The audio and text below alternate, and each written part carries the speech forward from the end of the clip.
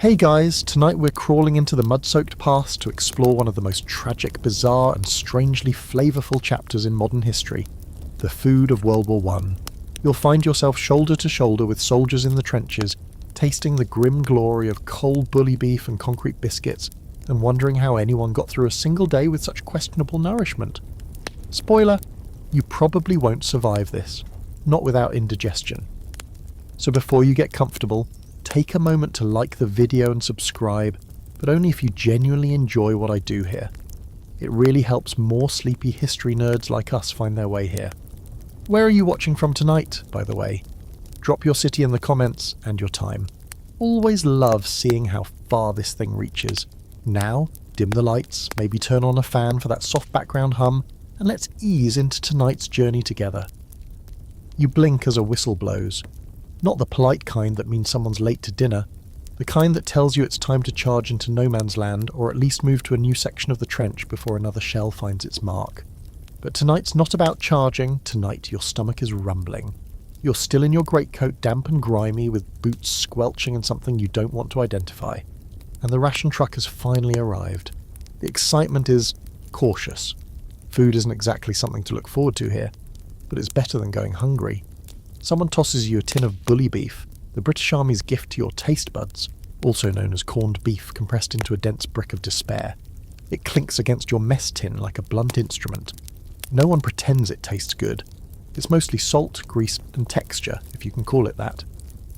You take out your trench knife to open the tin. There's no luxury of a proper can opener. The lid peels back with a hiss, and a sickly metallic tang hits your nostrils. It's not rotten, but it's also not rotten. The meat inside glistens in the grey trench light, flecked with fat and that mysterious jelly substance that manages to be both solid and wet. There's no fire to heat it, of course. Fires attract snipers, and smoke gives away your position, so you spoon it cold into your mouth. The taste? Salty gritty, like someone soaked a meat sponge in seawater and left it out overnight. But it's calories. That's all it needs to be. All around you, other men are going through the same ritual. Some eat fast to get it over with. Others nibble it slowly, as if trying to convince themselves it's pâté. Conversation is minimal. The soundscape is mostly chewing, coughing, and the occasional "this again?" One guy swears he saw a bit of hoof in his last tin. The British soldiers' daily rations are supposed to include a mix of meat, bread or biscuit, a vegetable portion, tea, and the all-important tobacco. In theory. In reality, by the time it gets to the front, through mud, shell fire, and often via exhausted horses or overworked supply trucks, it's a miracle you get anything edible at all. Your second course tonight, a scoop of mashed turnips that may or may not have once been warm. You wonder when it was last in vegetable form. It tastes vaguely earthy with a weird sour note that might be fermentation, or just bad luck. And then there's bread, or something like it. More often than not, it's hard tack. A biscuit so dense and dry you need to soak it in something before you attempt a bite. That, though, is tomorrow's fun. Tonight, it's all about the bully beef. You glance at a small booklet tucked into your breast pocket, your field service pocketbook. Inside, there's a section detailing how to survive off your rations and stretch them as needed. It's almost laughable. One tip suggests using fat from the meat to grease your rifle. Another says you can boil the tin of meat in water if you're lucky enough to have a mess fire. That's optimistic. Fires are rare luxuries here, mostly reserved for behind-the-lines billets or fleeting moments of silence between barrages. As you scrape the bottom of the tin, a rat scuttles past your foot, bold and well-fed. Rats here grow fat off scraps, corpses, and spilled rations. They are fearless, huge, and likely healthier than you. You stare at it for a moment. For just a split second, the thought crosses your mind. How hungry would you have to be? That's not an abstract question. Starvation has always been a hidden front in every war. In this one, it's just as cruel. Soldiers often barter, steal or hoard anything remotely edible. A man might kill for chocolate, trade socks for dried fruit, smuggle in a tin of sardines like it's forbidden treasure. The bully beef, despite all its flaws, is a lifeline. It's shelf-stable, lasts forever, or seems to, and requires no preparation. That's why it's issued by the millions of tins. By the end of the war, British factories will have churned out hundreds of millions of cans. The soldiers may loathe it, but they depend on it.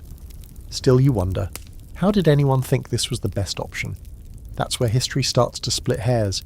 Some claim the beef came from South America, Others swear it was horse meat from Australia. The truth? Probably both and neither. Supply lines are notoriously opaque, especially in wartime. But there's one thing every historian agrees on. It wasn't chosen for taste. It was chosen because it travelled well and didn't kill too many people. Though, let's be honest, there's an open debate about that last part. Infections from spoiled tins, botulism scares, and mystery meat stories pop up now and then in the archives. Some men swore they got trench fever from bad food, others that the bully beef kept them alive. A few claimed both were true. You wipe your spoon clean with the corner of your coat and slip it back into your pouch. Dinner's over.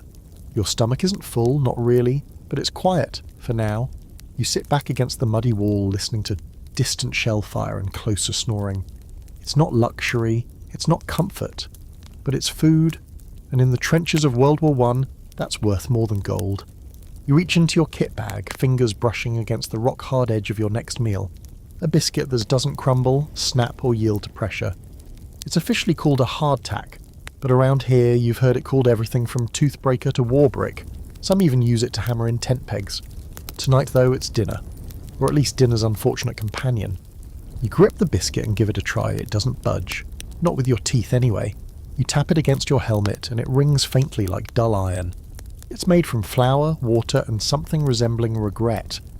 Baked until it's harder than memory, it was designed to last indefinitely, which unfortunately it does.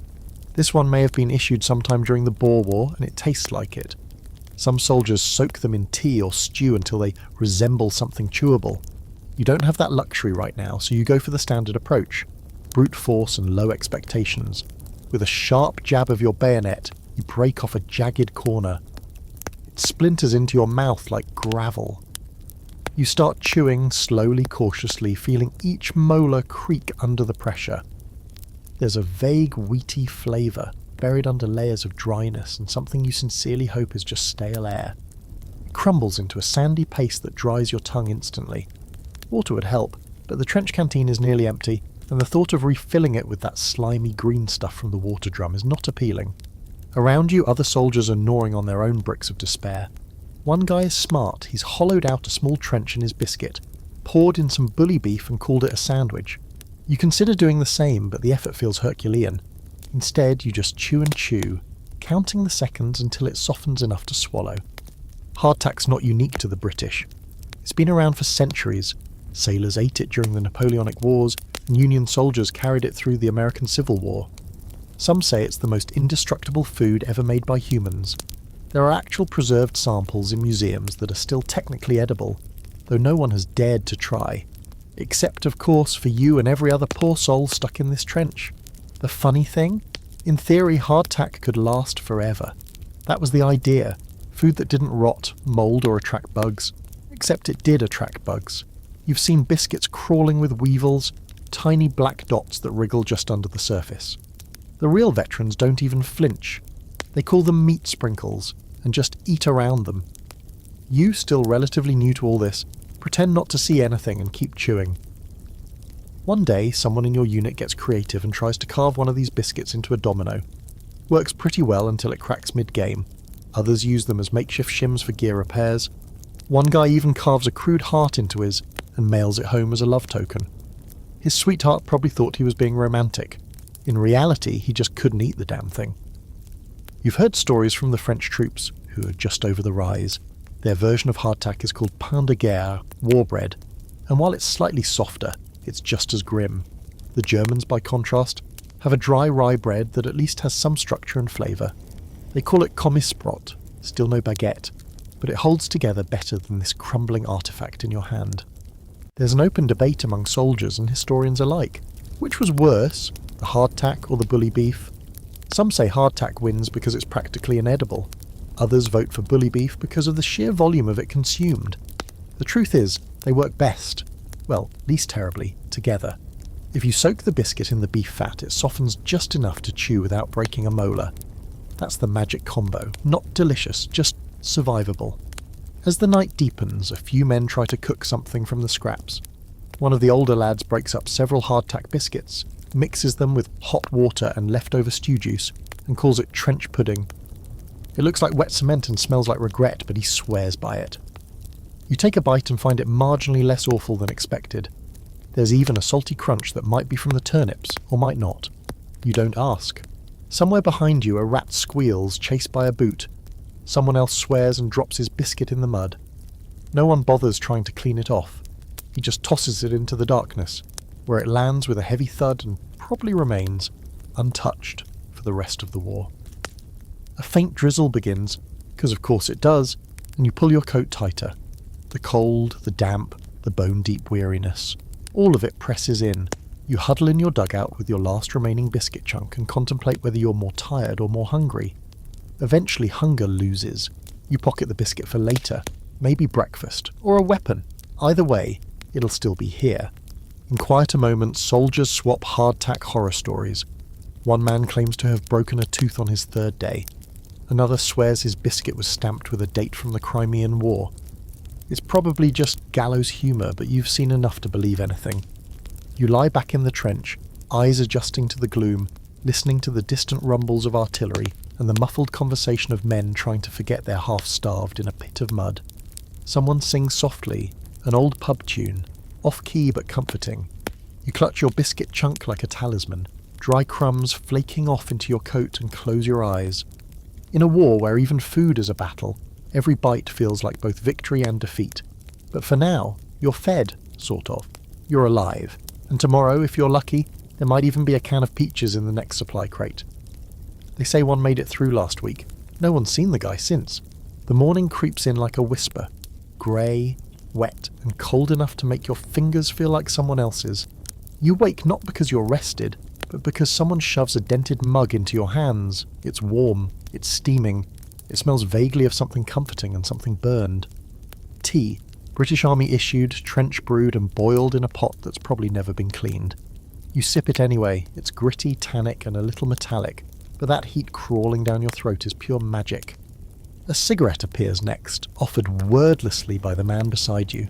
You take it. Everyone does. You've started smoking more here than you ever thought you would. Nobody judges you. Tobacco and tea. These are the true lifeblood of the trenches. They wake you up, calm your nerves, distract your mind, and occasionally help you forget that your last meal came with a side of beetles. You light up using a match that's been kept dry in someone's sock. The cigarette tastes like paper and dust, but it brings your nerves down from a simmer. The morning routine begins. Some soldiers clean rifles, others check boots or letters from home. A few just sit and stare. You clutch your tea like it's a relic from a better world and blow gently on the surface, watching the steam curl upward like ghosts. There's something almost sacred about this moment. In the lull between misery and madness, tea becomes more than a drink. It's ritual. It's the one thing the army tries to keep consistent. No matter how low the rations fall, some form of tea almost always shows up. Sometimes it's just loose leaves in a dirty sock dipped in boiling water. Other times it's been pre-mixed with sugar and evaporated milk, brewed in old petrol cans and served lukewarm with a side of grease. You remember one especially awful morning when the cook, if he deserves that title, accidentally brewed it in a tin that once held fish. The result was fishy tea, a horrifying experience that no one has ever really forgiven him for. But most days, it's drinkable, and when it's hot, it's holy. A soldier on your left pulls out a small tin of condensed milk. It's a rare treasure. He must have traded half his kit for it. He squeezes a dollop into his mug, stirs it with a grimy spoon, and sighs like a man who's just remembered what comfort feels like. You'd kill for a spoonful of that milk, but you don't ask. In the trenches, generosity is reserved for truly desperate moments, and you're not quite there. Yet, tea isn't just a British thing either. You've seen the French with their café au lait when they can get it. The Germans, meanwhile, are more likely to sip ersatz coffee, made from roasted acorns or chicory when the blockade cuts off real beans. Everyone, everywhere, clings to some warm liquid in a cup. It's like the whole war is built on caffeine and shared suffering. Back home, propaganda posters show soldiers smiling over their tea and cigarettes, brave and unbothered. They leave out the part where you're huddled in 3 inches of mud with trench foot creeping up your leg. But those little comforts, tea, tobacco, do have power. They can stop a man from breaking down. That's not just a figure of speech. In more than one recorded case when rations failed, when letters stopped arriving, when the sound of shelling got too close for too long, what brought a soldier back from the edge was a hot drink and a smoke passed down the line. There's something else you've started to notice. The economy of addiction. Cigarettes and loose tobacco have become trench currency. You can trade a smoke for a sock, a spoonful of jam, or the last biscuit chunk in someone's pack. If you're lucky enough to get a care package from home with actual branded cigarettes, like Players or Woodbine, you're sitting on a gold mine. Once, a guy in your unit got a box of Turkish cigarettes, the real deal. Within hours, he had traded them for chocolate, rum, a working lighter, and someone's spare pair of wool underwear. No regrets either. Luxury like that doesn't last long out here. But the tobacco trade has its darker corners too. You've heard stories how one man rolled dried tea leaves into paper when he ran out of tobacco, gave himself the shakes for 3 days, another tried smoking old pages from his field manual. The ink did weird things to his lungs. But these aren't cautionary tales here, they're rites of passage. And then there's the tea wallers, not official, just a nickname for the trench cooks who specialise in keeping the tea going. Their job might seem minor, but morale hinges on those guys. If the tea runs out, so does patience, so does the will to crawl over the top and do anything at all. They're not saints, these wallers, but they keep the engine running. You've even heard of a sergeant refusing to order a patrol until tea had been served. He said he wasn't about to risk life and limb without his godforsaken cup. There's scholarly debate about the psychological role tea and tobacco played in the trenches. Some say it merely soothed. Others argue it was essential, a way to create order in chaos, something to anchor you to your own humanity when everything else had gone muddy and mad. There's even discussion among historians about whether the British focus on tea helped them endure the war longer than they should have, one cup of denial at a time. You finish your mug and exhale slowly, warmth still clinging to your throat. Around you the trench begins to stir more fully. Orders are passed down. There's talk of a repair patrol tonight, maybe a fresh draft of replacements arriving. No one seems overly enthusiastic. You crush your cigarette butt into the wall of the trench, watching it smoulder for a moment before going dark. Breakfast, if you can call it that, is coming soon. Rumour says we might get bacon today. It probably means salted pork fat, but after a week of bully beef and brick biscuits, you'll take whatever the trench gods offer. For now, though, you savour the last wisps of tea steam, the nicotine ghost in your lungs, and the odd comfort of being just awake enough, just warm enough to keep going. It's not much, but in the trenches, it's everything. The drizzle turns to rain, as it always does, the kind of rain that doesn't fall in drops but seeps out of the very air like the sky's just sweating despair. You're standing ankle-deep in mud, boots squelching with each step, when you notice something wrong with your bully beef tin. You've opened a dozen of these by now, and the sound, the smell, the sad little shimmer of fat, it's all predictable, but this one is different. First, its smells are off. Not violently bad, just wrong. You know that unsettling edge, like meat that's not quite gone bad, but is definitely getting ideas. You peer into the tin, and that's when you see them. Tiny white wrigglers squirming around the jelly layer like they own the place. Maggots. You almost drop it. Instead, you close the tin slowly, like you're tucking away a secret no one wants. You look around. Do you tell someone? Complain? Ask for a replacement? That's adorable. There are no replacements. You either scrape the top layer off and try to forget what you saw, or you stay hungry. You know what most men choose, so you grab your knife and skim off the jelly and the worst of the intruders. It's not perfect. You try not to think about what's left behind. Someone nearby mutters something about extra protein. You want to laugh, but your stomach turns instead. Maggots in the rations aren't exactly rare. These tins travel for weeks, even months, across oceans and battlefields. They sit in sun, freezing cold, and get dropped, dented, and stored who knows where. Sometimes they're packed poorly, sometimes they're sealed badly, and sometimes you get the bonus course. There's even talk that some tins are recycled, emptied, resealed, filled, and soldered shut again. That one may be a myth, but in this place reality often seems worse than rumour. You remember reading once, back when life had reading time, that maggots were used in medicine to clean wounds. A weird thought, that something eating rotting flesh could be considered helpful. Out here, though, they're just another hazard. Along with trenchfoot, lice, gas, shrapnel and boredom so thick it makes you want to run toward the bullets, just to feel something new. To your meat. It's not just the maggots. The texture has changed. Normally it's more or less a firm slab. This one is soft, mushy. You scoop out a spoonful, sniff it, hesitate. Your body screams no, but your stomach is louder. You eat it. It's warm from your hand, slimy and bitter with metal. You tell yourself it's fine. You tell yourself everyone's got a story like this. And they do. One man swore he found a dead mouse in a bread bag. Another claims he bit into a biscuit and a beetle crawled out the other end. But the king of horror meals was a bloke who opened a tin of meat and found a small human-like tooth embedded in the jelly. That one made the rounds for weeks, though no one knows if it was true. Doesn't matter, really. In the trenches, truth is just the stuff no one has disproved yet. The worst part isn't even the food, it's the way you get used to it, how fast your brain rewires itself to accept this new baseline. 10 days ago you would have gagged and thrown it away. Now, you fish out the cleaner bits and chew slowly, hoping for flavour, settling for neutral. And still, your gut tightens after every meal. You've had more than a few nights spent crouched over a latrine trench, knees shaking, whispering prayers to whatever deity might watch over food poisoning victims. The medics don't get too concerned unless you're vomiting blood or can't stand. Everything else is just normal digestive distress. The cook, Private Barker, isn't really to blame. He does what he can with what arrives. He's not a trained chef. He's a former plumber from Leeds with a permanent scowl and surprisingly delicate handwriting.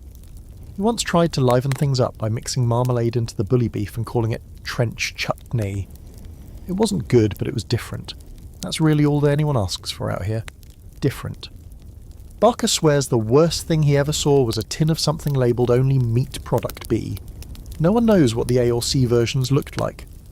Meat Product B came out as a grey sludge with fibres and a faint tang of formaldehyde. Even he didn't serve it. Buried it behind the latrine and didn't speak of it again. You pick at your food with less and less enthusiasm. A few men nearby are making jokes, gallows humour, always ready. Hey, I think my beef's still winking at me. Trade you 3 maggots for a rat tail. One guy swears he's going vegetarian, which draws actual laughter. There's no plant-based option in hell. Still, not everyone's laughing. The younger guys, the fresh replacements, struggle the most. You see one, pale and shaky, holding his tin at arm's length, trying to figure out what he's supposed to do. You watch as he swallows hard and forces a bite down, eyes watering. No one mocks him. You've all been that kid. This whole scene, rotting meat, crawling insects, men pretending to eat like it's normal, it paints a weird kind of picture. You start to wonder how many other wars were fought not just with guns, but with guts. Literal guts. The ability to choke down whatever's in front of you and keep marching.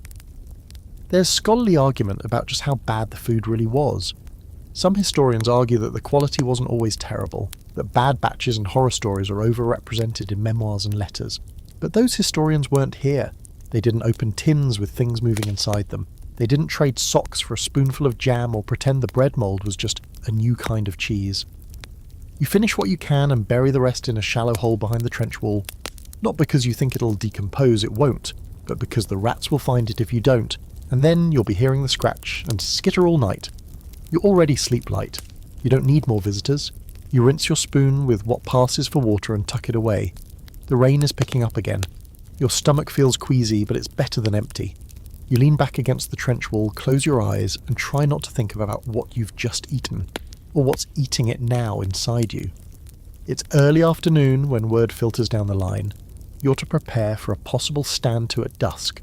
But before that, you're issued something whispered about like legend, the iron ration. It arrives in a waxed cloth pouch, small and oddly dense, and everyone stares at theirs like they've just been handed a relic from the Holy Land. You've heard stories about the iron ration, not many first-hand. That's because no one ever eats it, unless things have truly gone sideways. The idea is simple, a sealed backup meal, reserved for emergency use only.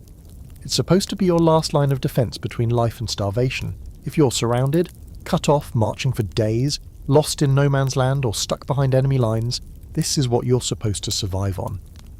Which means, of course, that opening it voluntarily is frowned upon, both by officers and by fate itself. It's like tempting the universe to throw you into the worst situation imaginable. You break the seal and suddenly it's snowing, your trench is gone, and Jerry's set up shop in your old sleeping hole. You finger the knot on the cloth pouch. No one's looking too closely. You could open it now, just a peek, but you hesitate. That pouch has become a sort of trench insurance policy. Knowing it's there makes the hunger easier to bear. You've heard stories of men who've carried their iron ration from the first week of training to the very end of the war, unopened and pristine. Others kept theirs tucked under their shirts like a talisman close to the heart. You finally untie the knot and take a look, just for morale reasons, you tell yourself. Inside, it's a grim little assortment. One flat biscuit, a slab of compressed meat. Some say it's pemmican, others say it's just a sad brick of beef and lard and a small pouch of tea or sometimes cocoa powder. Some rations even contain a sugar cube or a couple of salt tablets. You stare at it, wondering how this is supposed to keep a man alive in enemy territory for days. It looks like it wouldn't get a terrier through an afternoon walk. But that's not the point. The iron ration isn't about flavour or satisfaction, it's about discipline, about hope. If you're eating it, things have gone bad. Real bad. You're supposed to hold on to it like it's sacred. Officers will punish you for opening it early, at least if they find out. Some soldiers tell stories of court-martials, though more often it's a fine or just a stern lecture, and a look of disappointed fatherhood from someone who's barely older than you are. You remember a sergeant once telling you, that iron ration ain't for today, it's for the day you wake up and the sun doesn't rise and no one's left but you and your shadow. At the time you thought it was just poetry. Now you realise he was only half joking. There's an open debate among military historians about how effective these rations really were. Nutritionally, they're bare bones. Maybe 1,000 calories on a generous estimate. But it's not about nutrition. It's about survival, physically, psychologically. It's a vote of confidence from the quartermaster's office that you might live long enough to eat it. That's grim, but somehow reassuring. You carefully rewrap the contents, tie the knot again with practiced fingers, and slip the pouch back into your pack. It feels heavier now, not because it's changed, but because it represents so much. Your worst day, your last meal, your stubborn hope. That night, as dusk bleeds and boobies into dark and the stand-to begins, you keep one hand near your rifle and the other brushing the pouch. Shells rumble far off, but tonight is quiet, almost too quiet. You watch the enemy lines through the dim gloom, eyes adjusting to the black-on-black contrast of the battlefield at rest. Someone jokes about opening their ration just to see if it summons a gas attack. Another swears that a guy in a different unit used his iron ration as a pillow and got shot in the face the next morning. Superstition runs strong out here. You're not laughing. Neither is anyone else. In truth, the iron ration has taken on an almost mythic status, like some medieval amulet you carry into war. It's not nourishment. It's a promise. You can starve a little longer because you could eat it, but you won't. Not until you absolutely must. You think back to training camp when you were first issued one. The sergeant made a whole speech about it. You'll want to eat it.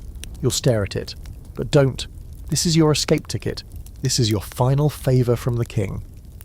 At the time, you laughed along with everyone else. Now, you feel the weight of that speech like a rock in your gut. There's a weird fringe belief too, one shared in whispers late at night, passed like ghost stories. Some say if you die with your iron ration unopened, your soul rests easier. You did your duty, followed orders, never gave in. But if you open it and still die, well, they say the ghosts of the trenches all open theirs, and they're still hungry. The rain returns after midnight, soft and steady. You shift in your dugout, trying to stay dry. Your fingers twitch toward your ration pouch again. Not to open it, just to feel it. The fabric is damp, the contents solid and unchanging. You imagine biting into that dry biscuit, cracking it in half with your teeth, tasting nothing but starch and determination. But you don't. Not tonight.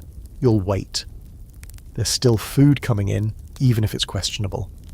There's still warmth from a shared blanket and the comfort of boots touching yours under the plank floor. And besides, you tell yourself, if you eat it now, you'll just jinx everything. That's the real magic of the iron ration. It doesn't feed you, but somehow it still keeps you going. The trench you're assigned to runs just east of the River Somme, but today you're rotating out. For a few brief miraculous days, you're being moved to a reserve position behind the front, someplace marginally less horrible, where the mud doesn't actively try to eat your boots and the rats have a bit more shame.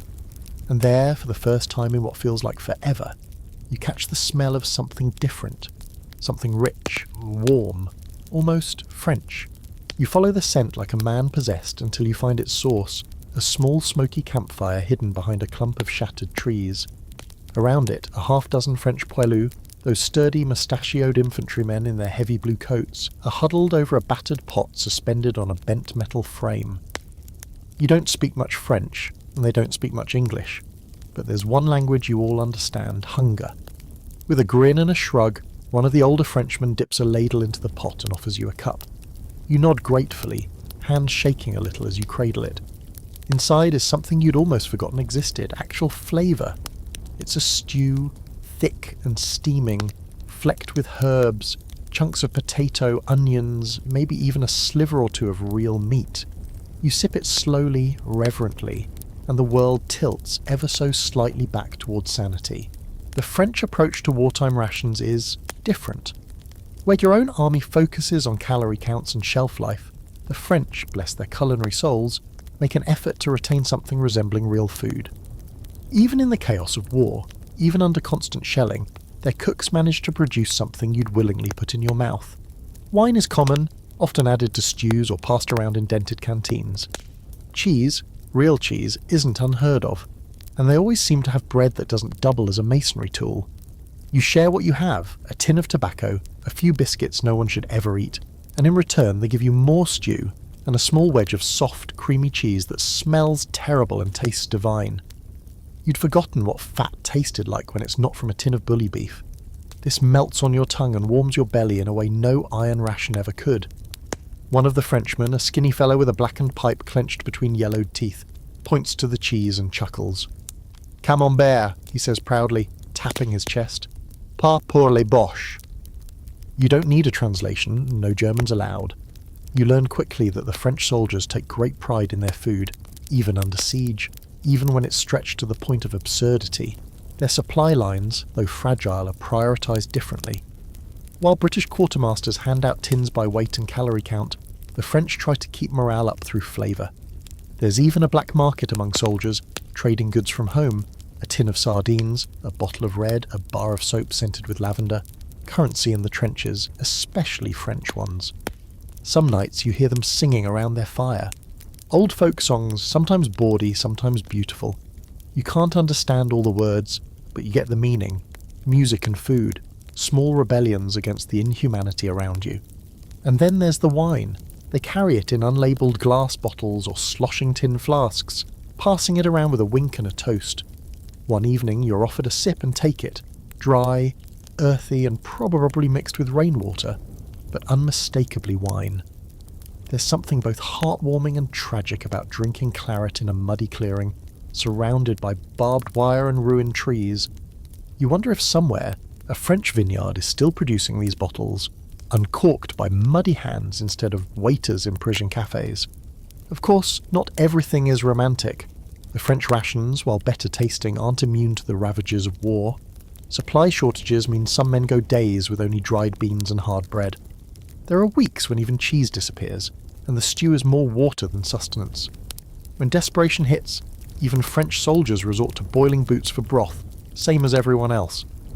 One particularly strange delicacy makes the rounds in stories: a stew made with roasted crow, caught by snaring the bold trench-picking birds that hover like feathered ghouls.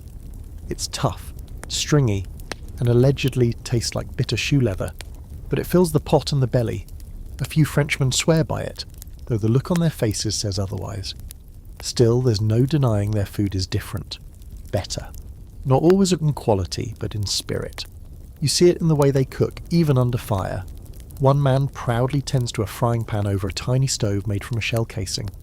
Another stirs coffee grounds into a battered kettle, while shells rumble in the distance. There's no panic, no grim detachment, just this stubborn belief that eating should still feel human, even here. There's even an open debate among military analysts about whether the French focus on meals contributed to their endurance. While British troops wrote home about the cold and the slop, French letters often mention meals, small joys shared among brothers. Some scholars argue this attention to food helped preserve their sense of identity. Others say it was just a byproduct of culture, one that happened to give them a mental edge, and you return to your unit with a full belly and a little more life in your limbs. You're not ashamed to admit it. You actually smile that night. For the first time in weeks, the knot in your gut loosens. You feel human again. You joke with your mates, share what little you brought back, and sit quietly as one man carves something into the stock of his rifle. A loaf of bread and a wedge of cheese, drawn with the reverence most reserved for saints. Before sleep, you reach into your kit and fish out the hard biscuit you saved from the last British ration. You look at it, then without a second thought, you hurl it into the dark. It lands with a satisfying thunk. You roll over and close your eyes, dreaming not of home, not of the war's end, but of soup, cheese, and the scent of wine-soaked onions drifting through the trenches like a prayer. You've been hearing things about the German trenches, not from official reports, but through whispers, captured letters, the odd conversation with a prisoner under guard. You expected more or less the same miserable diet: bread bricks, meat paste, and meals better left uneaten. But what you discover when you finally get a glimpse is unsettling. The German army doesn't just feed its soldiers, it organises them like a well-oiled machine complete with a nutritional blueprint. And they've built that machine around two pillars: sausage and bread. You first catch sight of it during a prisoner escort detail. A small group of captured German infantry, muddy, tired, but oddly well fed, are huddled together on the edge of your lines. One of them unwraps something from a cloth napkin and takes a bite. You can't help staring. It's dark bread, firm but soft, and it smells like rye and something warm. Kommissbrot, they call it. Standard issue military bread, made from rye flour with a bit of barley or potato starch mixed in. Dense, durable, and surprisingly palatable. No maggots, no green edges. He offers you a piece. Cautiously, you take it. The crust has give, and the centre is chewy, not like the British hardtack or those stale biscuits you've come to loathe. You chew slowly. It's earthy, sour in a good way, like it came from a proper oven instead of a cursed trench. The German ration system, you've heard, is based on efficiency bordering on obsession. They've got a whole bureaucracy built around feeding the army, down to the daily protein intake. It's all very German. Each soldier is issued bread, sausage, Mettwurst or Blutwurst, depending on the region, dried vegetables, tinned meats, and that black coffee substitute made from roasted grains. Ersatzkaffee, they call it. Ersatz everything, really. Ersatz butter, ersatz jam, ersatz eggs, and if it can be faked and rationed, they'll fake it. And yet, somehow, it's still better than what you've been choking down. The sausages, smoked and spiced, hold up well into the mud and cold. They don't rot as fast, and they don't seem to come with the same charming ecosystem of maggots you've come to expect. The Germans even pack theirs in waxed paper or tin tubes, like engineers thinking about portability instead of just punishment. One German soldier tells you, through broken English and gestures, that his rations come every other day, like clockwork. It's not glamorous, but it's predictable. They have mobile bakeries on rails and giant field kitchens staffed by uniformed cooks who actually trained for. This, you almost laugh when you hear it. Back home, they train you to kill. In Germany, they train men to make cabbage stew with military precision. Of course, that order is starting to crack. With the war dragging on and the British blockade tightening its grip, German food supplies are being strangled. You've heard stories of turnip bread. When grain runs short, they mash root vegetables into the dough. Nutritional, yes, but not exactly satisfying. There's even a joke going around that German soldiers have started naming their rats after vegetables, because that's all they're eating anymore. The bread remains consistent, though. The dark rye loaf is a cultural cornerstone, and despite shortages, it keeps showing up. You hear rumours of secret flour shipments from occupied territories, Belgium, Poland, smuggled in to keep the supply line alive. Some historians argue that German bread logistics were more carefully planned than their actual trench strategies. You wouldn't be surprised. Back in your own trench, you share your experience. There's envy, sure, but also suspicion. Too good to be true, one man grumbles. They're probably biking it with something. Others just look tired and hungry and try to picture a world where food doesn't come in dented tins or taste like rusted tinfoil. Later, during a brief truce for prisoner exchange, you catch another glimpse of the German trench line. It's not wildly different from yours, same mud, same stench, but near the rear you see a stove, an actual stove. It's belching smoke and someone's stirring a pot over it. You're close enough to smell it. Something rich, maybe cabbage and onion, maybe meat. You almost want to cross over and ask for the recipe, and you've heard that before the war Germany had some of the most advanced food science in Europe. Their army ration system was born from years of industrial planning, machines to cut bread loaves with mathematical precision, sausage factories dedicated to the war effort, and even nutrition scientists advising the general staff. There's a famous case, though you're not sure how true it is, where a German colonel had an entire battalion's diet redesigned to maximise digestion and combat stamina. He claimed it improved performance by up to 12%, yet you'd settle for something that didn't cause heartburn for 4 days. But here's the darker truth. That precision has limits. The deeper the war goes, the more the Germans feel the squeeze. You begin to hear reports of malnutrition, of bread rations shrinking, of meat being replaced by questionable fats. In one captured diary, a German officer writes about men boiling old leather for broth. Same as the French, same as you. No matter how efficient the system, war is a slow hunger. Still, that doesn't erase the fact that for the first 2 years, at least, the Germans ate well. Better than you did. And they did it with coordination, planning, and a stubborn belief that even sausages could be strategic. There's even a fringe theory, floated by some eccentric old professor turned trench philosopher, that Germany's early battlefield dominance wasn't just about tactics or technology, but food. They fought with full bellies, he'd muttered once over a mess tin of cold potatoes. And full bellies fight longer. You're not sure if it's true, but as you gnaw on your second stale biscuit of the day, watching a rat drag a used teabag into a dugout, it's a theory that sticks. You're back in the firing line now, and everything smells like wet wool and fear. The trench walls are a mosaic of mud and mould, patched with sandbags and old boards that groan under their own weight. It's here, ankle-deep in cold muck, that you unwrap your daily ration and discover a familiar little horror. Chalk bread. It's not officially called that, of course. The army would never use a word like chalk. On paper, it's just standard issue bread, or ration loaf type number 4. But in your mouth, it's unmistakable, dry, powdery, with the strange aftertaste of something that once belonged on a school blackboard. You chew slowly, swallowing hard, hoping your digestive system won't file an official protest. And all the while, you think, this used to be food, now it's just filler. You heard it from a supply corporal once, how flour shortages led to stretching the mix with powdered lime or actual ground chalk in some batches, not everywhere, not all the time, but enough to make you question every bite. Some say it's harmless, just a way to bulk up loaves without cutting into precious grain reserves. Others whisper about stomach ulcers and tooth damage. You believe all of it. And so do your mates. One bloke tries to toast his ration over a match flame just to dry it out. Another crumbles his into water and calls it trench porridge. He sprinkles in a little salt and cocoa powder from a long-gone care package. It still tastes like disappointment.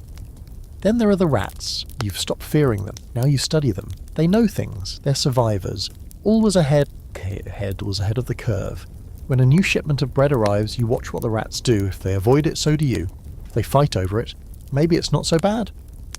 Today they're eating the chalk bread like it's cake. That's not comforting. Later, a runner arrives with a crate from behind the lines. Everyone circles in like vultures. Inside, tins of army chocolate. British issue, hard as stone, bitter as betrayal. It's meant to boost morale, packed with caffeine and sugar, the way a battery jump starts a dying engine. But calling it chocolate feels generous. It's technically cocoa-based. You suck on a corner and wait 5 minutes for it to melt enough to chew. Still, it's something. The sweetness punches a hole through the mud-thick taste that's been haunting your tongue since breakfast. Chocolate has a strange power out here. A single square can shift a man's mood. You once saw 2 grown soldiers nearly fight over the last piece in a tin. Then they sat down, split it in silence, and cried. No shame in it. Out here, emotions sneak up on you when you're least ready. There's a story passed down from the older lads about a time when someone found a tin of chocolate from the Queen's Own Reserve. Rich, smooth, real milk chocolate. No chalk, no bitterness. Just actual decadence. They say it was hidden under a bunk in a field hospital unopened. The man who found it shared it with no one. Died 2 days later in a shelling.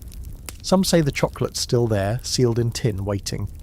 You get 1 bar, barely enough to taste. You tuck it away in your coat, saving it for a bad day. A worse day, you correct yourself. Because there's no such thing as a good one anymore. Only variations of bearable. The chalk bread makes another appearance at dinner, this time soaked in greasy broth and served as stuffing. You chew mechanically. The broth's meat content is questionable. Thin strips of something, maybe pork, maybe ambition. You think about the chalk again, how it's technically calcium. Someone once claimed it's good for bones. You hope that's true because your joints ache like they're rusting from the inside. There's some debate about just how widespread the use of chalk or filler was in wartime bread. Some historians argue it was rare, a wartime exaggeration fueled by soldier folklore. Others insist that during the worst supply shortages, almost every loaf had something mixed in. You lean toward the latter, mostly because you've eaten it. Then just when you're about to wrap up the day in grim silence, a new sound breaks the monotony. Singing. A ragged chorus rises from the French trench a few dozen metres to the left.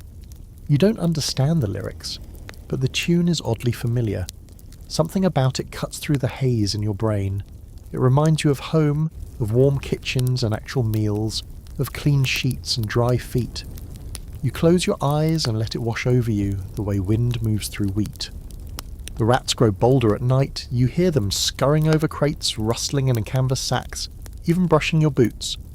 You can't sleep with your bread in your pack. They'll chew right through. One guy keeps his wrapped in wire mesh like some sort of anti-rat safe. Another stores his in a sock under his helmet and wears it all night.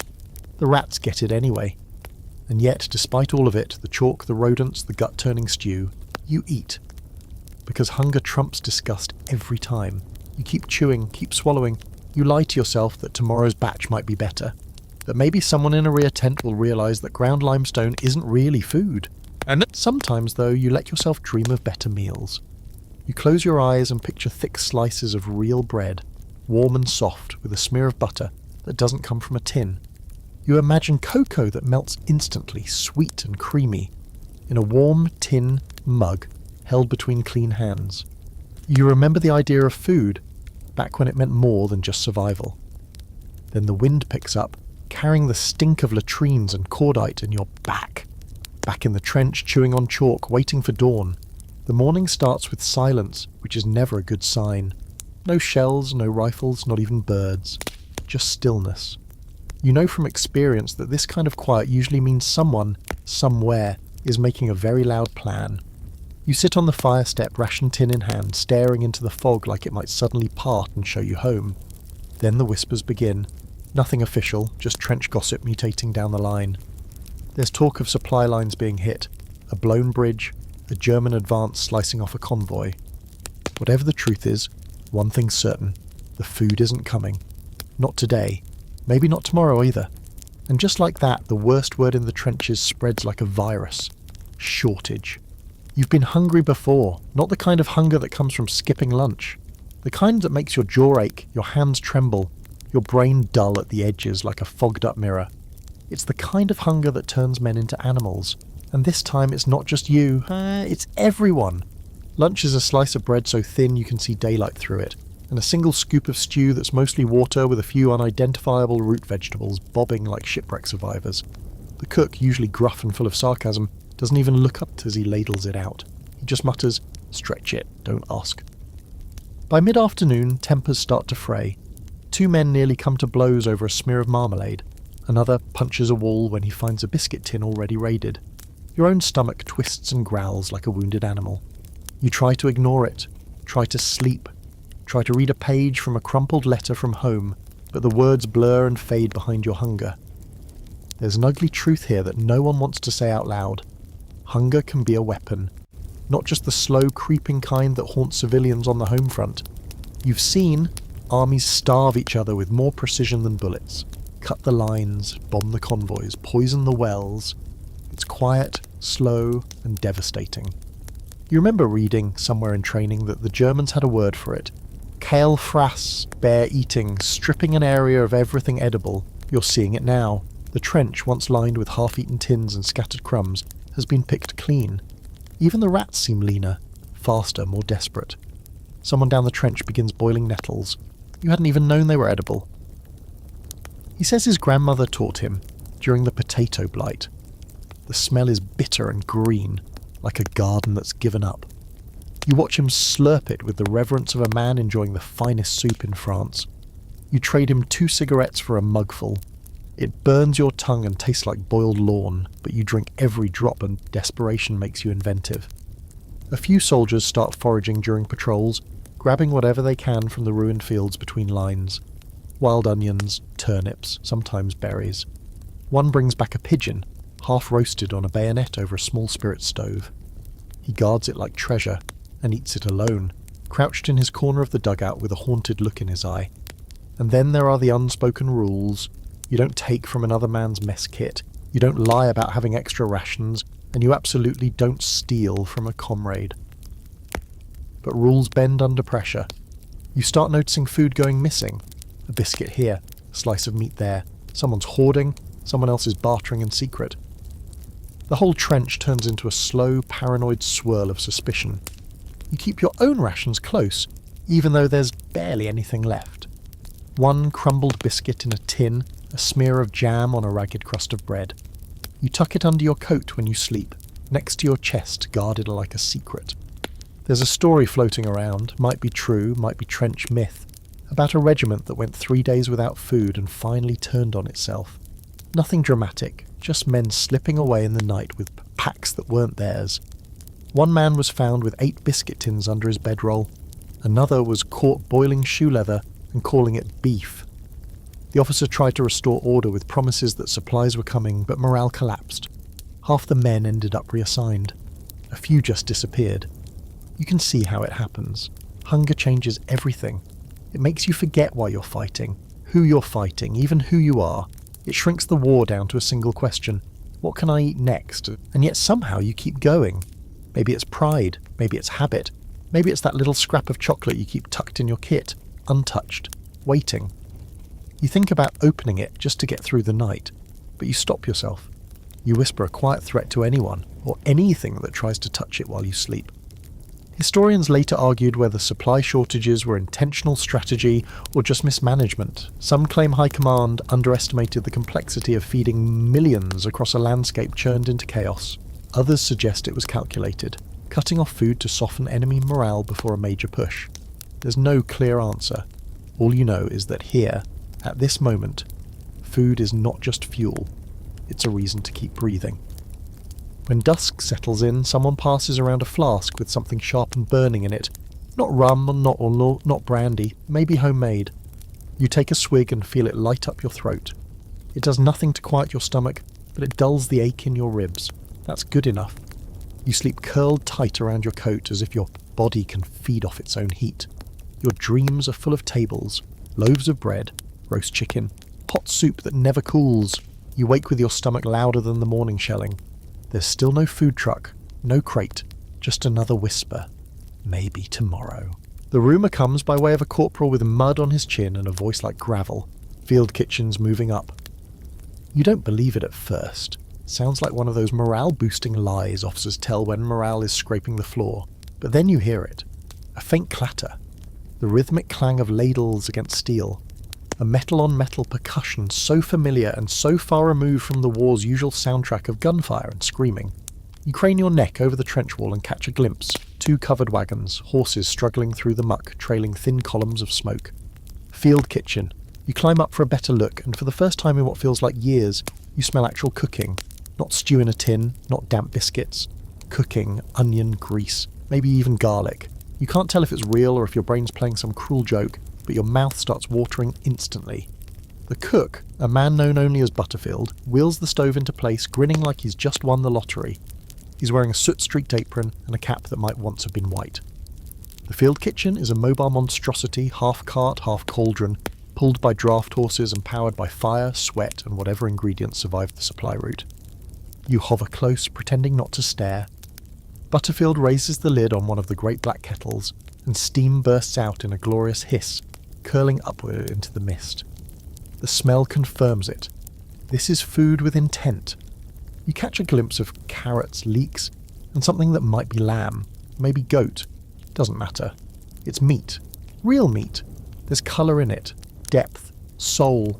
Field kitchens like this one are miracles of logistics and stubbornness. Dragged from position to position, often across open ground, through artillery zones and sniper ranges, just to serve up something hot to starving men. The cooks who run them are a different breed, equal parts brave, mad, and essential. They're often overlooked, not glamorous enough to write home about, but you learn quickly that the man who controls the ladle holds more power than most lieutenants. Butterfield doesn't rush. He stirs, tastes, adjusts, mutters to himself, then finally starts calling men forward. You line up behind 30 others, trying not to trample the one in front of you. Your stomach is twisting itself into knots, growling loud enough for the man behind you to hear. "Haven't eaten this well since I joined," he mutters. "If they feed us like this tomorrow, I'll volunteer to storm Berlin." When it's finally your turn, Butterfield ladles a steaming scoop into your tin mess bowl. The stew is thick and golden, filled with chunks of root veg and strips of something that flakes under your spoon. He drops a hunk of bread on top, not hard tack, but actual soft bread. Slightly burned on one edge, but still spongy in the middle. You hold the bowl like it's made of glass and step back, just in case this all turns out to be a fever dream. The first bite makes you close your eyes. It's salty, rich, and spicy in a way that hits the back of your throat. Maybe it's pepper, maybe it's whatever Butterfield found at the last supply depot. It doesn't matter. You chew slowly, savouring every grain of meat, every soaked bit of bread. For the first time in weeks, you're eating something that wasn't born in a tin. The others around you are doing the same, heads down, chewing like monks at a sacred ritual. Field kitchens, you realise, do more than feed. They tether you to something normal, something safe. The rumble of the stove, the scrape of the ladle, the hiss of boiling water. It's like music from a world before the war. You remember hearing that the Germans had similar setups, mobile soup kitchens that could serve thousands in a day. Some were even rail-mounted. Efficiency, of course. But this feels like care. You ask Butterfield what's in the stew. He grins, missing one tooth, and says, "Whatever didn't crawl away fast enough." Then he hands you a scorched, folded recipe card with handwriting too neat for a man who lives in fire and grease. On it, Trench Surprise serves $1.50. Ingredients include some meat, a lot of potato, lesser root vegetables, and pepper if you're lucky. The last line reads, "Optional, prayer." Later, a letter from home arrives. You sit with your back against the dugout wall, full for once, and read about your brother's new job, your mother's latest worry, and how the cat has taken. To sleeping in your old bed. You smile at the line even though it stings, then you carefully fold the letter and tuck it into your coat right next to the recipe card. Night falls and the cold returns, but it's easier to face with something warm in your belly. You pass the field kitchen again on your way to stand to. Butterfield's asleep, curled up under a canvas flap, a spoon still in one hand. The stove embers glow faintly in the dark. A beacon of civilization amid the ruin. There's a scholarly argument floating around, one you heard from the chaplain who used to teach philosophy, about how civilization can be measured by how it feeds its people, even in war. Not just if it feeds them, but how. Field kitchens, then, are more than logistics. They're a statement. We still care about the men we send to die, but not all is perfect. You've heard of field kitchens blown apart by shell fire, entire meal wagons turned into scrap metal and bone, cooks killed before the stew ever reached the trenches, and yet they keep coming, keep risking it, keep ladling hope into tin bowls. Before bed, you share a crust with the man beside you. He offers you half a cigarette in return. You sit in silence, chewing slowly, the stew still warming your insides, the cigarette smoke curling around your head like a lullaby. And for one brief, impossible moment, the war slips away. You fall asleep to the sound of pots clanking and water boiling in the dark. You wake up to rain so fine it feels like the air itself is leaking. The trench smells like soaked leather and iron, the scent of rusted weapons and sodden boots rising in waves. There's talk of a new stew in the works, different from yesterday's miracle at the field kitchen. No Butterfield, no mobile stove wheeled through the muck. This time it's trench stew, also known by its many less flattering names. Slop, death soup, last rites ragout. Trench stew is the great equaliser. Every man's had it. Every man's tried to forget it. The basic recipe goes like this. Take whatever is left, boil it until unrecognisable, and hope it doesn't fight back. One private claims there's a system, a rotation. Monday is potato and bully beef. Tuesday, turnip and biscuit bits. Wednesday, if you have to ask, you're already too late. You approach the cook fire, which is barely more than a sputtering flame shielded by metal sheeting. The stew is cooking in what was once a shell casing, now blackened with use. You glance into the pot and immediately regret it. Floating in the brownish liquid is a suspicious cube of meat, or maybe sponge, and a few pale slices of what might be parsnip or might be something else entirely. The liquid bubbles as if warning you. They hand you a tin cupful. You don't say thank you. No one does. Gratitude feels misplaced when what you're about to eat looks like something that backed out of a latrine. You sip it. The taste is complicated and not in a good way. Salty, bitter, and oddly sweet in places where no sweetness should be. The beef is overboiled to the point of disintegration, and the vegetables are just memories held together by broth. Still, it's warm. You tell yourself that matters. The thing about trench stew is it changes constantly because the ingredients change constantly. Some days it's almost good, if there's a fresh carrot or a splash of real fat to thicken it. Other days it's punishment in a cup.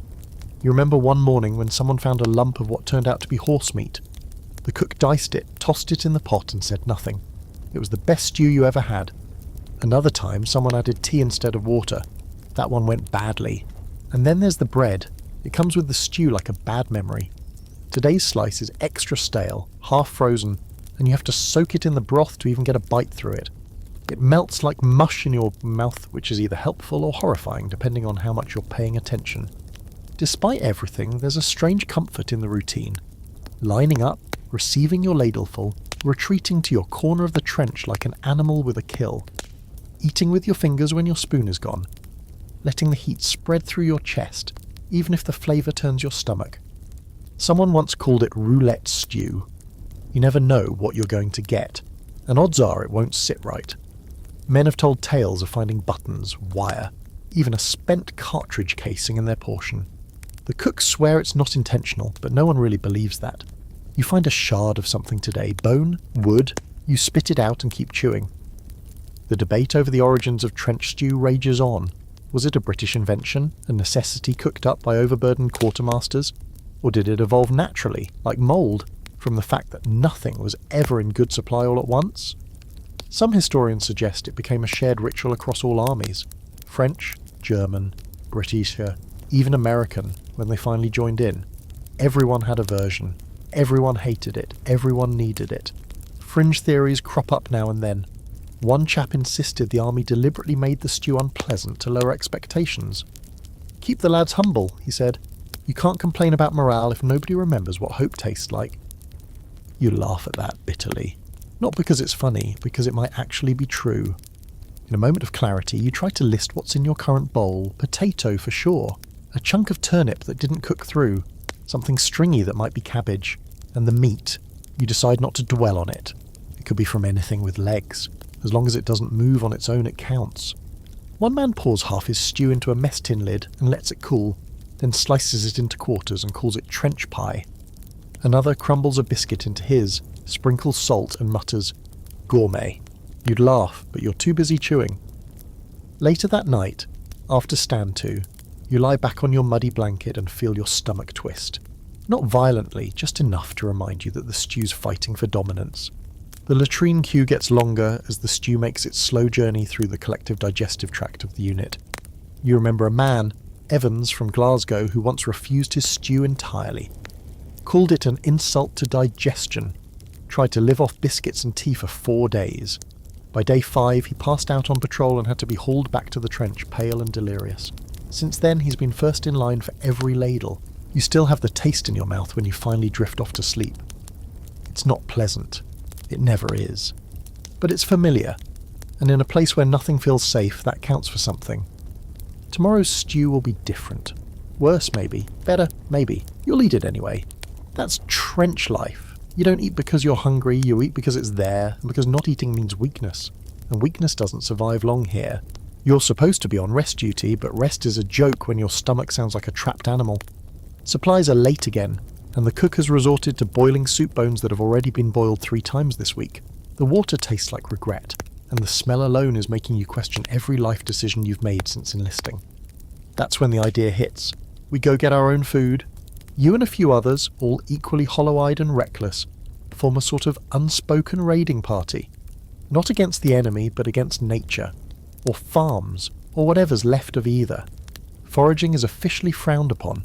Officers call it unauthorized requisition. But out here, everyone knows the truth. If it's not nailed down and isn't moving too fast, it is fair game. You slip out under the cover of early dusk, heading toward the edge of a shattered French village, just beyond the reserve line. It's been shelled to hell and back, brick piles and broken fences, skeletal trees blackened by fire. But farms used to exist here. Orchards, gardens, chickens if you're lucky. You keep your eyes peeled. The first prize comes when Morris, the quiet one, finds a row of half-dead cabbages clinging to life beside what used to be a barn. You pick 2 and stuff them into a canvas sack.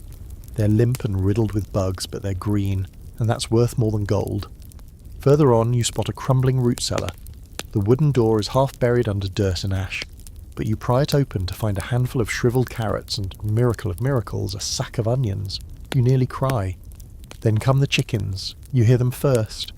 A soft cluck, barely audible over the wind. You freeze, look around, and then you see them. 3 scraggly hens pecking around a collapsed fence post. No human in sight. You and Murphy dive for them like lunatics, feathers flipping. There's a lot of cursing, one gets away, but 2 end up in your hands, squawking in outrage. You don't feel heroic, you feel desperate. There's an open debate back in the trenches, whether foraging is brave, smart, or borderline criminal. Some say it's resourceful, others call it stealing. The line blurs fast in war. If a farm's abandoned, whose food is it now? You're not looting, you're surviving, and the difference out here feels semantic. You make your way back with your haul. 2 chickens, 4 cabbages, half a dozen carrots, a pile of onions, and 1 small sack of flour found in a burnt-out bakery. The flour's grey, smells faintly smoky, but it's still flour. When you arrive back at the trench, the cook's eyes go wide. He doesn't ask questions, just takes it all and mutters, "Bloody hell, it's Christmas." You help pluck the chickens. It's messier than you thought. Feathers get everywhere, sticking to your damp sleeves. One of the birds has mites. You pretend not to notice. The cook adds chopped onion, carrot, cabbage, and the mystery flour to a battered cauldron, and suddenly something magical happens. The pot starts to smell like food. Real food. Even the rats poke their heads out, curious. That night's meal is a stew thicker than any you've had since arrival. The broth clings to the spoon. The chicken falls apart into tender strips. The carrots still have crunch. You eat slowly, savouring every bite like it's the Last Supper. There's even something like bread, dumplings made from the flour, dropped into the pot and boiled into chewy lumps. You could weep. This, you think, is the high point of trench cuisine. Not because it's elegant, or even good, but because you made it happen. You went out, dodged snipers and shell holes, and came back with dinner. There's a fringe rumour that some officers used to forage too, but sent their orderlies instead. One legend tells of a lieutenant who found a goat, smuggled it into the trench, and kept it hidden for weeks as a personal milk source. Eventually the men got wind of it and staged an unofficial court-martial for hoarding dairy. You sit beside the fire with your belly full, rubbing the grease from your fingers into your sleeves. Across the trench, someone's carving a chicken bone into the shape of a whistle. Another guy, clearly inspired by dinner, starts humming a hymn from childhood. You'd join him, but you're too busy savouring the aftertaste of real food. There's a cost to everything, though. The chickens brought mites. Your neck itches all night. You suspect one of the onions was bad, judging by the digestive symphony coming from the latrine pit. And there's always the chance that someone higher up will find out you left the line without orders. But none of that matters when your stomach is full. You lie back in the dugout, hands behind your head, watching the stars appear one by one. For once, your dreams aren't of home or peace or escape. They're of chickens, onions, carrots, of not being afraid to take what you need. Because in this war, no one gives you anything, not really. You have to find it, steal it, grow it if you can, and when you do, when you bring back even the smallest victory from the dead land beyond the wire, you remember who you were before the mud and the shells and the endless stew. A man who could make something good, even if it's only dinner. You hear your name shouted from across the trench. A bundle sails through the air and lands with a wet thwack in your lap. It's wrapped in wax paper and tied with fraying twine. Your breath catches. A parcel from home. You pause just for a moment, holding it like it might disappear if you blink.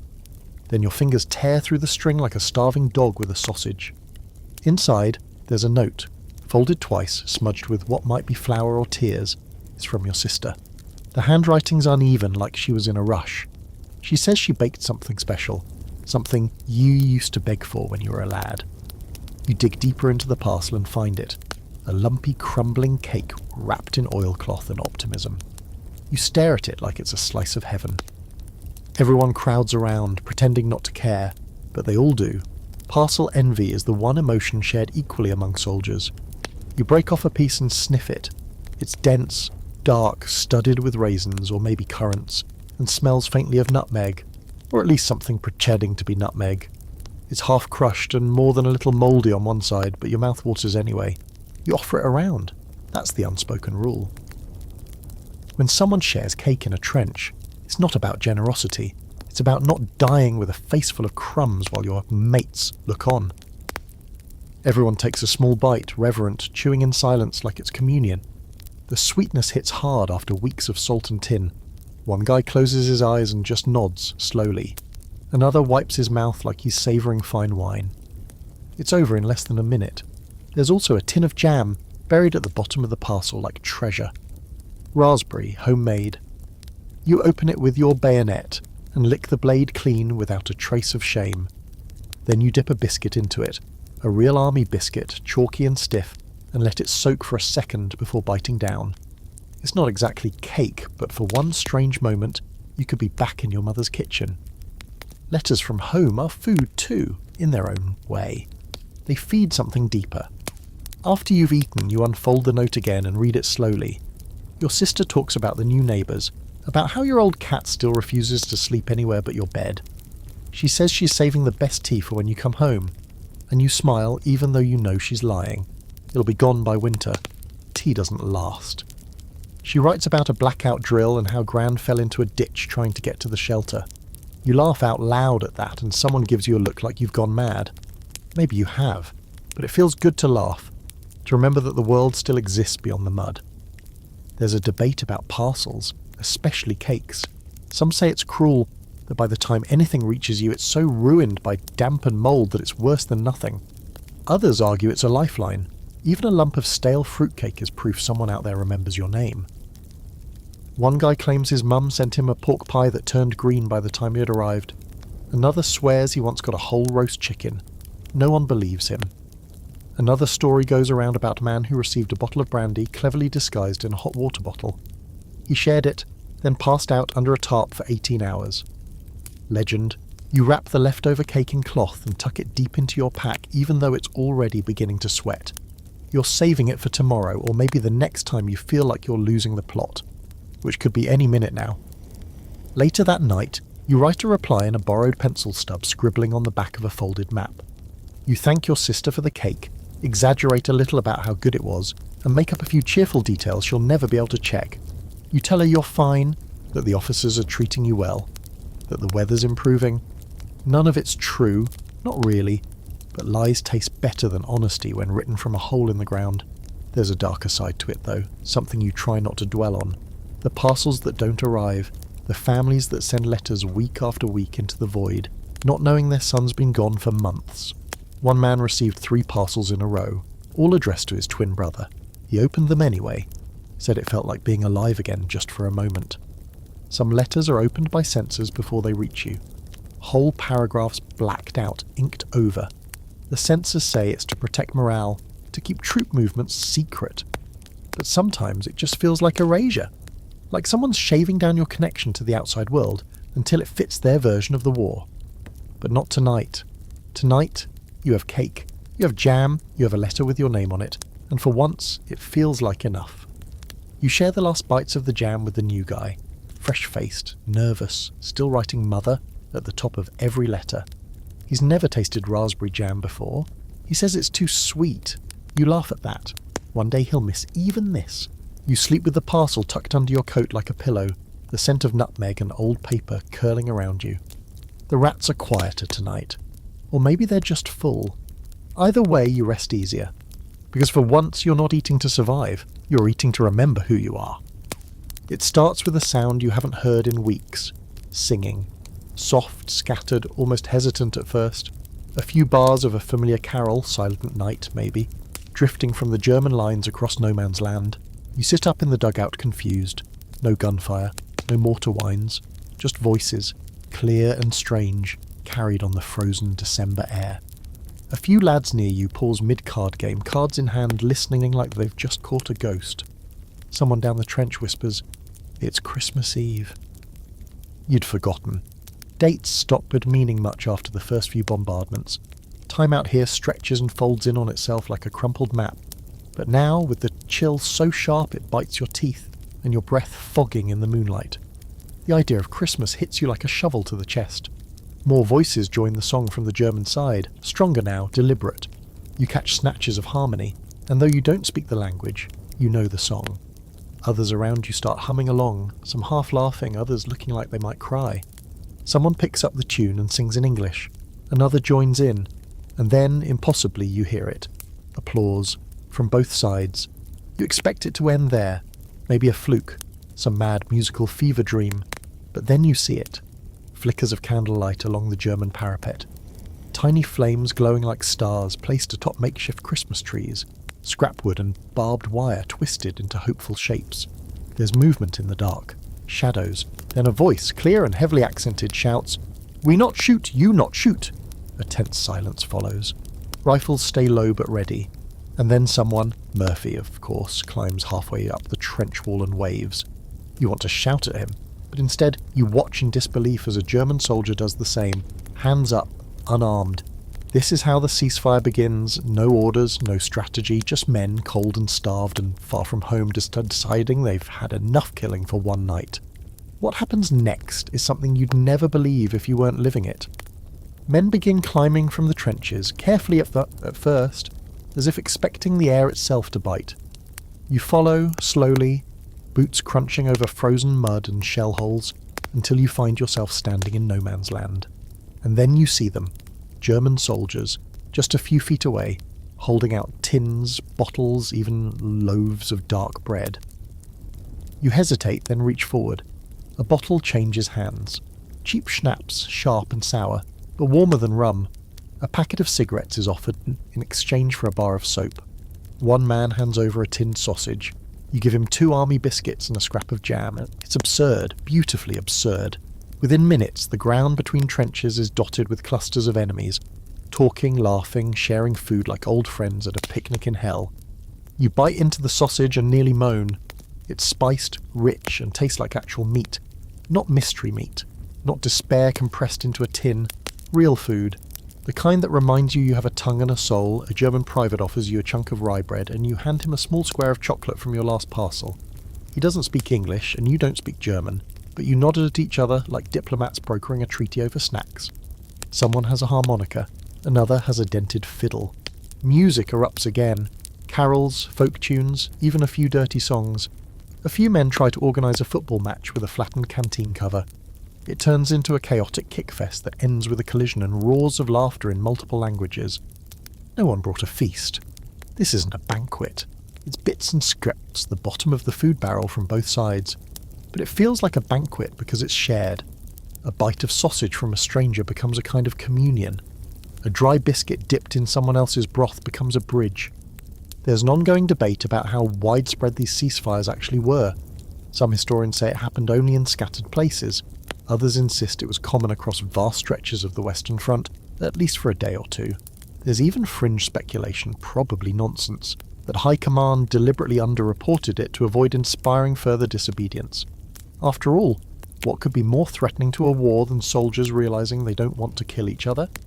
You overhear a German soldier say something like, "Meine Mutter macht besser," gesturing at the sausage. His mate laughs and slaps him on the back. You laugh too, though you barely understand. You pull out the last of your jam and offer it to the group. They pass it around, nodding with approval, and one of them actually kisses the tin. The moon climbs higher. Someone starts carving names into a shell casing, yours, a few Germans, initials in place of names. You toss a few buttons into the mix. They give you a badge from their tunic. Keepsakes exchanged like family at Christmas. And then, just as quietly as it began, the magic starts to fade. A crack of distant gunfire reminds everyone that the war hasn't ended, just paused. Officers begin calling men back to the lines, gently at first, then more sternly. One by one, men begin to drift away, backs turned, heads low. You shake hands with a young German soldier no older than yourself. He says something you don't understand, but his voice is soft and his eyes are tired.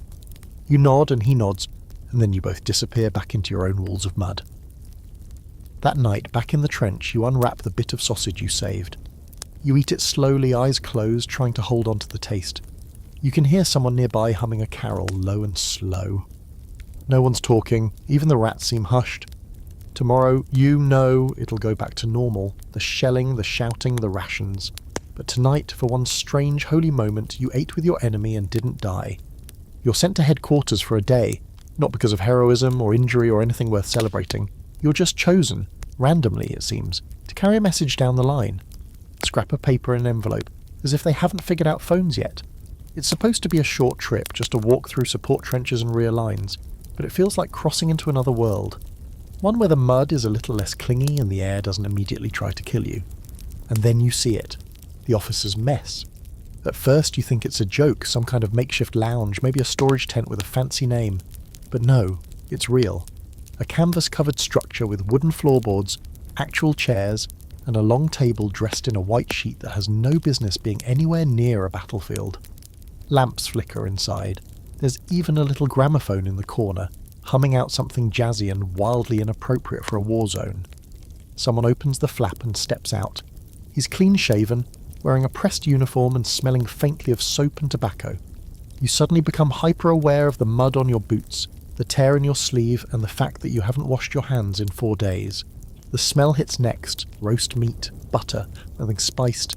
It's so out of place, so outrageously good that your brain refuses to process it.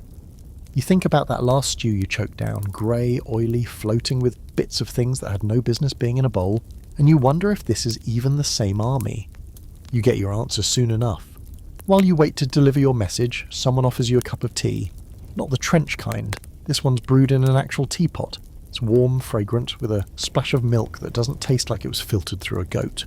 There's even a biscuit to go with it. Flaky, buttery, sweet.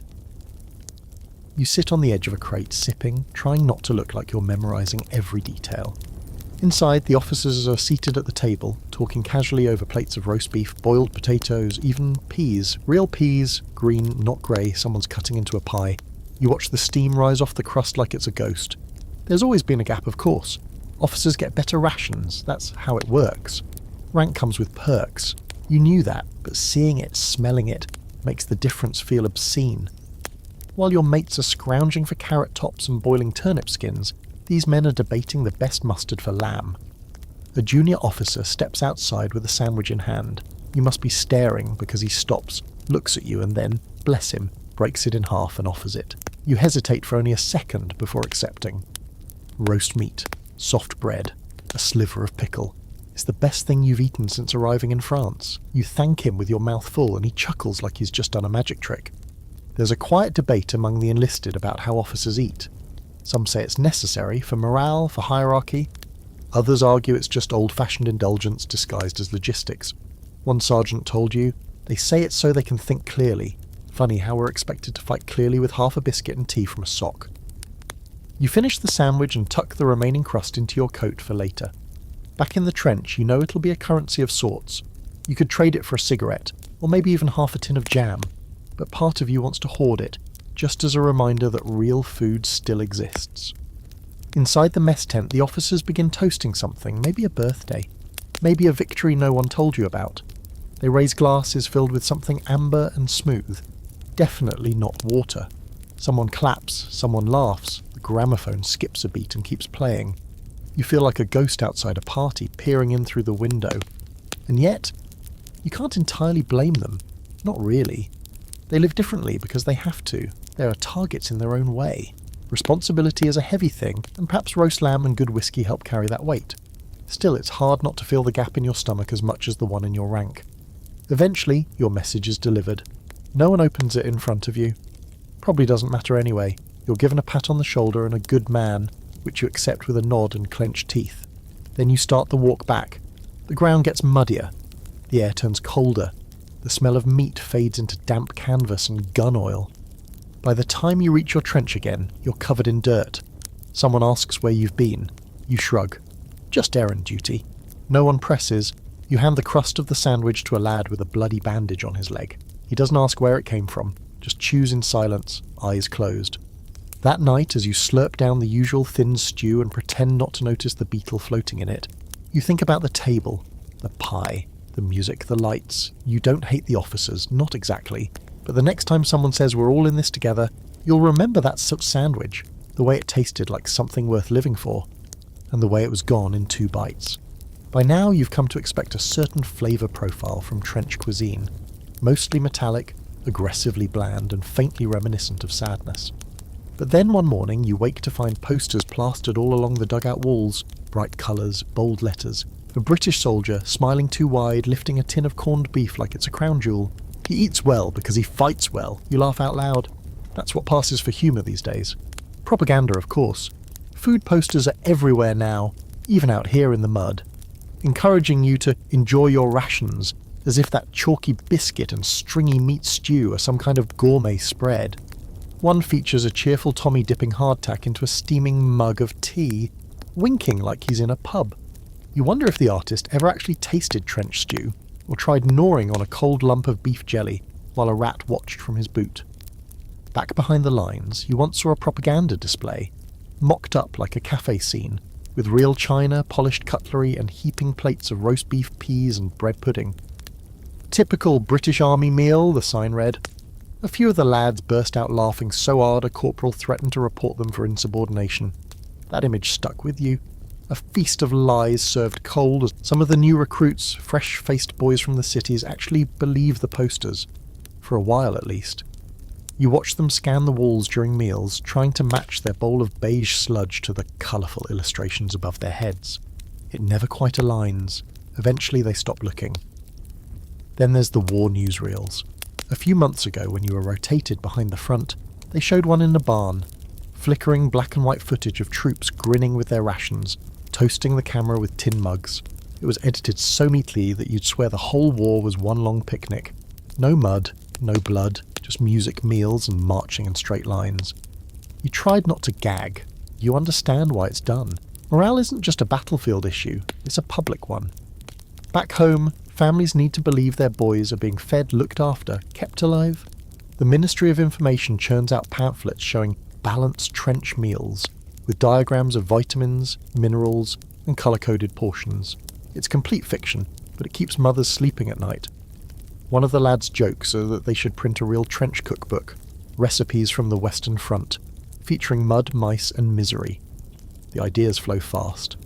Shell shock souffle, barbed wire bolognese, no man's land mincemeat. You all laugh harder than you should, because if you stop, you'll start crying instead. Every now and then, someone gets creative and tries to recreate one of the fake meals. You remember when Murphy found a bit of dried apple and tried to bake a trench pie using biscuit crumbs, water and ash for flavour. It came out the colour of defeat. He offered slices around like he was running a bakery. Everyone humoured him. It tasted like broken promises, but you all said it was lovely. There's an ongoing debate in your unit. Are the posters and stage meals cruel or helpful? Some say they're a lifeline, something to aim for, even if it's fantasy. Others argue it's psychological warfare on your own side, and show a starving man a feast he can't have and you're just twisting the knife. You're somewhere in the middle. You'd rather be lied to than forgotten. Sometimes you wonder how the civilians back home interpret it all. They probably think you're dining on roasts every night, washing it down with ale and singing songs around a fire. They don't see the men boiling belt leather for broth or chasing down field mice like prized game. You once read a letter aloud from a girl who asked, "Do you still get pudding on Sundays?" Half the dugout laughed. The other half just stared into the distance. Then there are the rumours. Always rumours. One goes that High Command actually holds secret dinners just to remind themselves what real food tastes like. 5 courses, silverware, even music. Another says there's a hidden store of luxury rations somewhere near Calais, stuff meant for visiting royalty or press tours. Champagne, fresh bread, chocolate you don't need to chisel. No one's ever seen it, but you dream about it anyway. Your favourite story is about a French chef drafted into the army, who ended up running a secret trench bistro for officers. He'd forage by day and cook by night, serving wild rabbit with wine sauce, sourced from God knows where. Probably fiction, but a good fiction. You once tried to stage your own trench feast. You found a clean tin lid, wiped it off, and carefully arranged your meal. Biscuit shards, a spoonful of stew, a strip of salt pork and a lone dried prune. You set it on a box, lit a candle stump and pretended to be hosting guests, even spoke in a posh accent. "May I recommend the roast regret with a side of existential dread?" It was ridiculous, but it helped, a little. There's talk among the more cynical men that all this staged propaganda, these photos and posters, aren't for morale, they're for legacy, so that when the war ends they can claim they looked after you. They'll point to the images and say, "See, we fed them well." No one will question the truth because no one will want to. You finish another meal of potato mash and rehydrated fish that smells like old boots. The cook, looking sheepish, tells you the food was delayed again. You nod. You don't blame him. He's got fewer supplies than lies in the posters. As you sit with your mess tin in your lap, you glance at the wall across the trench where the propaganda poster still flaps in the wind. The smiling soldier, rosy-cheeked and clean, lifting his spoon like a sceptre. You raise your own spoon, dripping with beige goo, and toast him. To the fiction, you mutter. May it taste better than the truth. The tin hisses when you open it, and that's never a good sign. You know the sound by now. Fresh tins pop quietly, like a polite knock at the door. But this one growls. You peel back the lid with the tip of your knife, slow and cautious, like you're diffusing something that might bite. The stench hits you instantly, sharp, sour, metallic, the unmistakable bouquet of rot mixed with despair. You gag, turning your face away. Even the rats keep their distance. This one's a dud. A lethal dud. Canned meat is supposed to be your safety net. Long shelf life sealed against the filth, immune to weather. That's the theory. The reality is different. In these conditions, mud, freezing rain, weeks of transit over cratered roads, the tins buckle, warp and sometimes burst. The food inside curdles into something halfway between soup and chemical weapon. You pitch the tin into the waste pile and light a cigarette to kill the smell. Around you, a few other lads are doing the same, sniffing tins, holding them up to the light, poking at their contents with the grim curiosity of men checking a body. Someone swears loudly. He found mould inside his. Green and blue swirls, like an angry sky in a painting no one wants to look at. Trench food is one thing, dangerous food is another. There's a story making the rounds, might be true, might be one of those tales that get fatter every time it's told, about a bloke who ate a spoiled tin and was dead within the hour. No wounds, no fever, just dropped like a sack of wet sand. The word botulism gets tossed around, though no one's quite sure what it means. Some say it's a type of poison that lives in airless places. Others think it's something that happens when meat goes unnaturally quiet.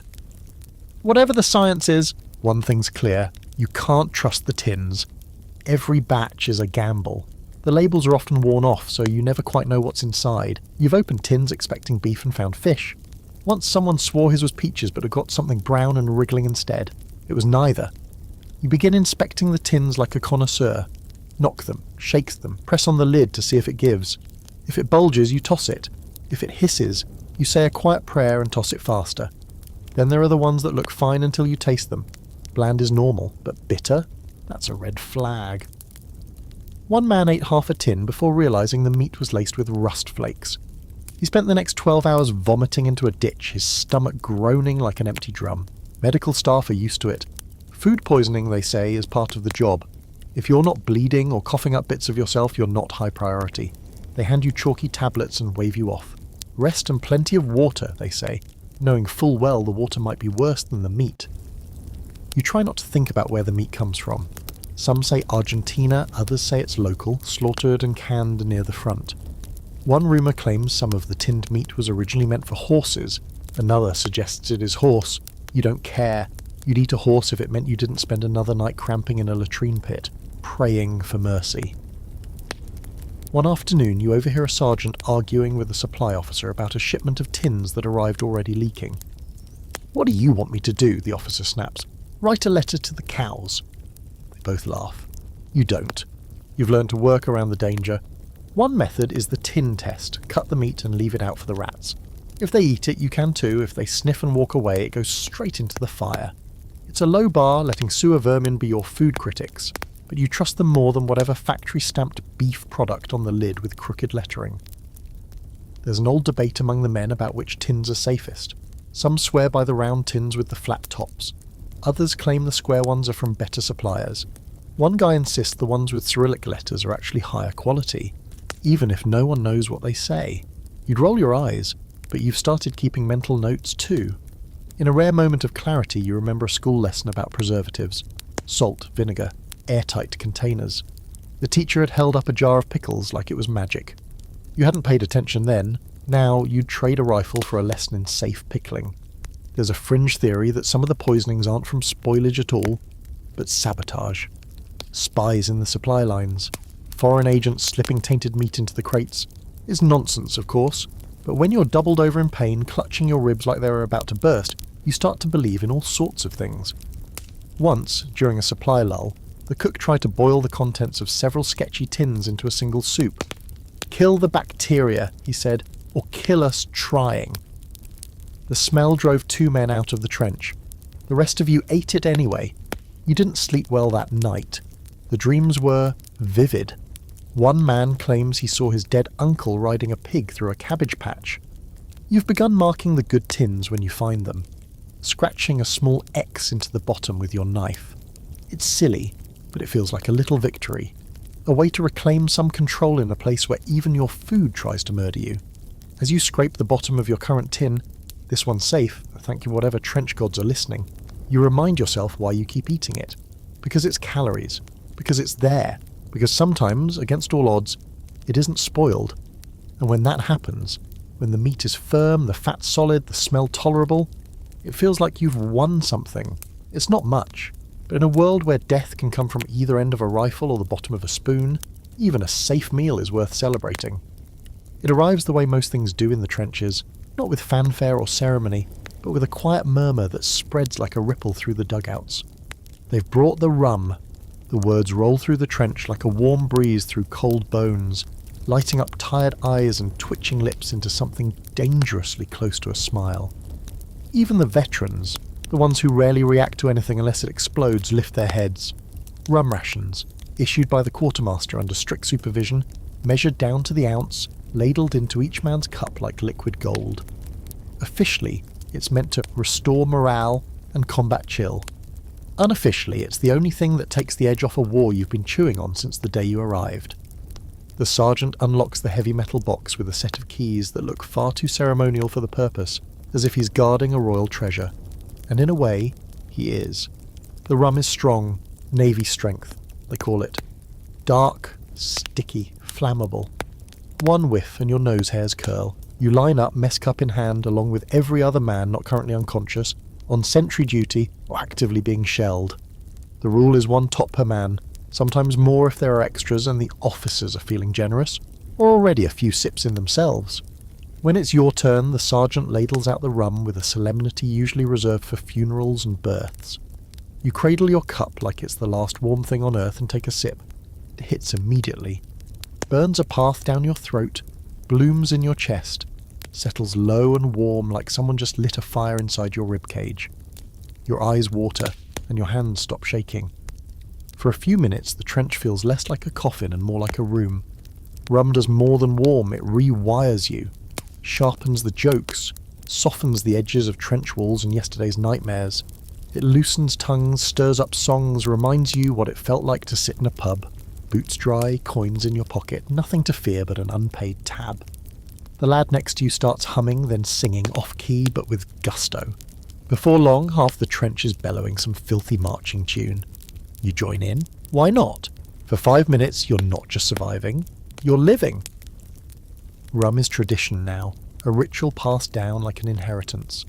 They say it started in the Navy, back when sailors needed courage to climb frozen rigging or charge enemy decks. Now it's your daily shield against cold fear and the creeping dread that never quite leaves. There's a strange scholarly debate about it. Some historians claim rum improved discipline, gave men something to look forward to, a way to measure time in a world where time is slippery. Others argue it was dangerous, dulling instincts, encouraging recklessness, masking symptoms of trench trauma with booze. Both are probably true. One thing is certain, when the rum arrives, men remember who they are. Even just for a little while. Of course, the distribution isn't always equal. Officers, naturally, get better spirits. Whiskey, sometimes brandy, poured from glass decanters that look like they belong in a club, not a crater. Once, during a temporary attachment to an artillery unit, you caught a glimpse of their supply tent. Cases of liquor stacked neatly, labelled in neat cursive.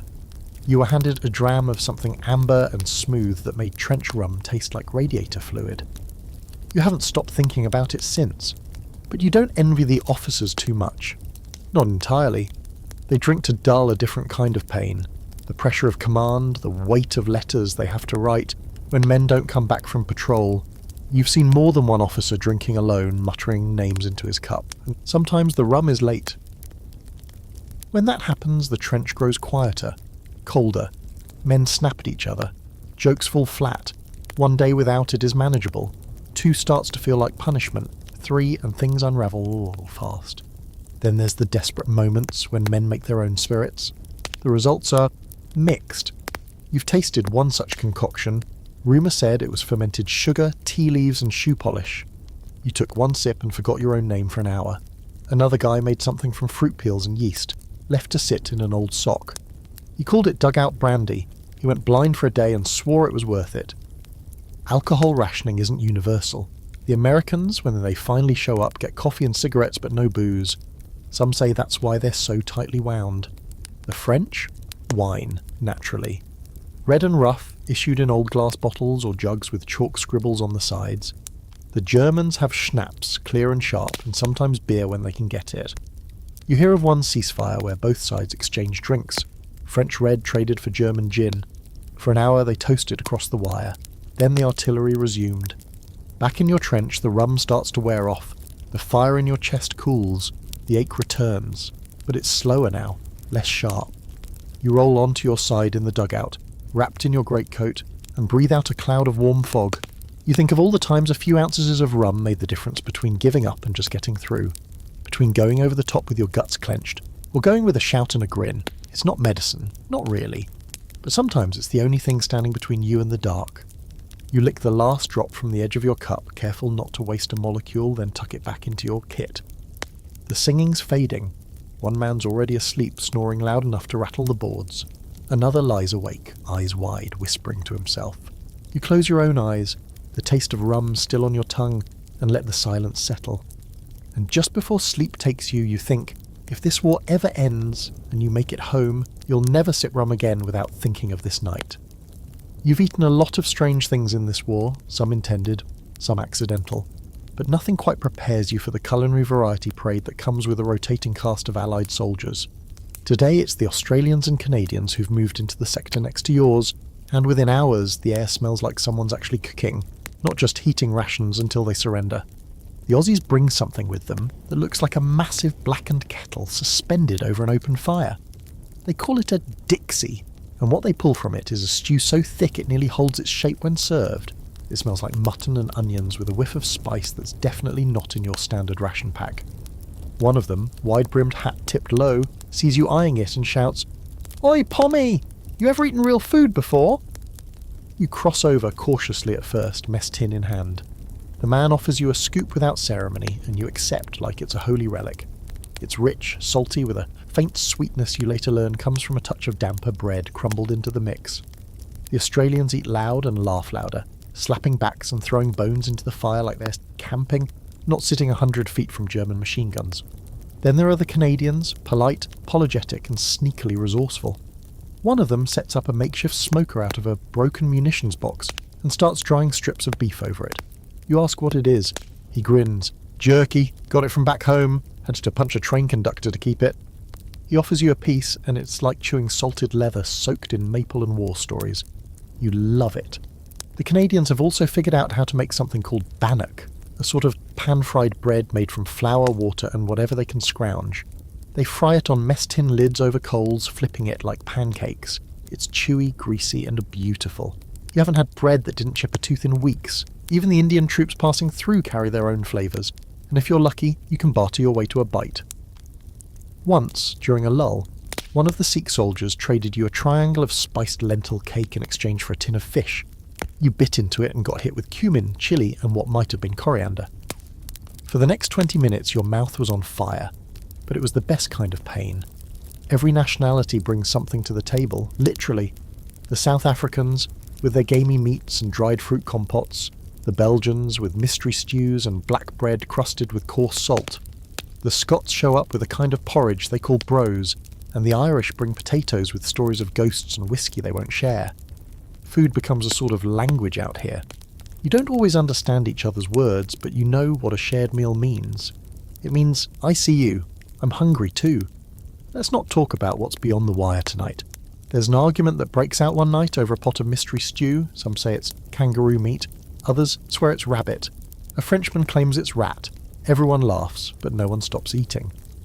You begin to notice the unofficial food economy of the trenches. Cigarettes trade for spice packets. Chocolate goes for salt. Tea is gold. Someone brings out a tin of condensed milk from a parcel, and a bidding war erupts.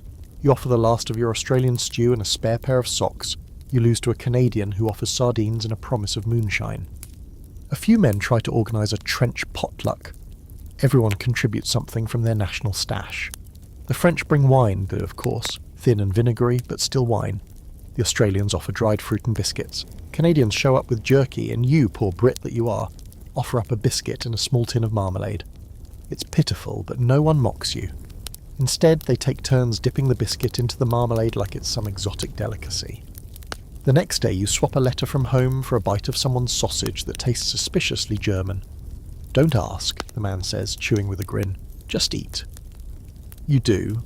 The diversity isn't always peaceful, though. Arguments break out. Food becomes a point of pride. One night, an Aussie and a Scot nearly come to blows over whose stew smells worse. A fight's averted only when someone passes around a pouch of Turkish tobacco, and suddenly, all culinary egos are forgotten. Later you hear an academic theory, probably written by someone who's never seen a trench, that multicultural food sharing builds cross-national solidarity. You'd laugh if it weren't kind of true. Eating with someone who doesn't speak your language, who doesn't know your jokes or your mother's name, makes the war feel less enormous, more personal. You realise everyone's hungry for the same things. Warmth, comfort, a brief reprieve from the slaughter. And sometimes it even works. One night, a French soldier sneaks a bottle of brandy across the line and passes it among a cluster of nationalities huddled behind a crumbling dugout. No one talks. No one needs to. The bottle goes around and the silence is warmer than any stew. Eventually the Australians rotate out. So do the Canadians. The Sikhs vanish one dawn like shadows. The food gets simpler again.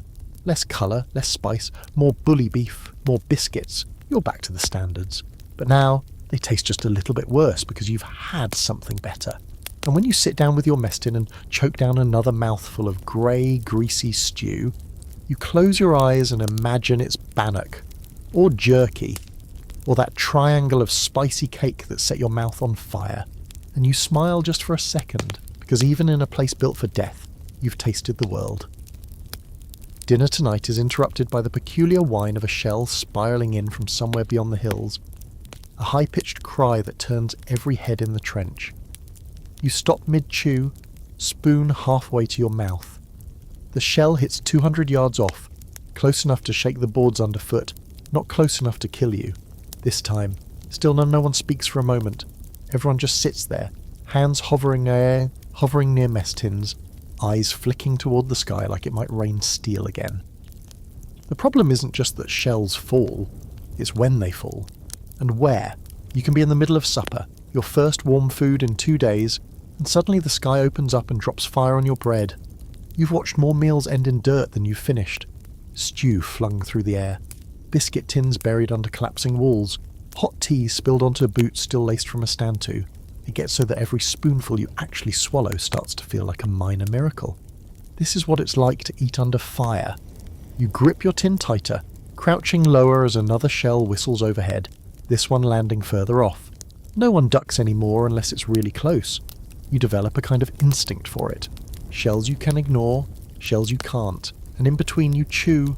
Tonight's stew is barely more than lukewarm, and whatever meat's in it tastes like it passed away peacefully sometime last month. But you don't care. The warmth's enough. You dip a corner of biscuit into it, softening the edges before taking a bite. You've learned not to waste time. Eat quick, eat quiet. Eat knowing the next explosion could arrive mid-mouthful. Across the trench, a man is laughing. Loudly. The kind of laugh that tells you he's given up caring who hears him. He's eating straight from a tin. No spoon, just fingers. And when a shell lands somewhere behind him, he lifts the tin in a toast. You recognise that kind of madness. It's a survival mechanism. If the war can't kill your spirit, it tries to humiliate you instead by knocking over your dinner. You've seen whole meals flattened.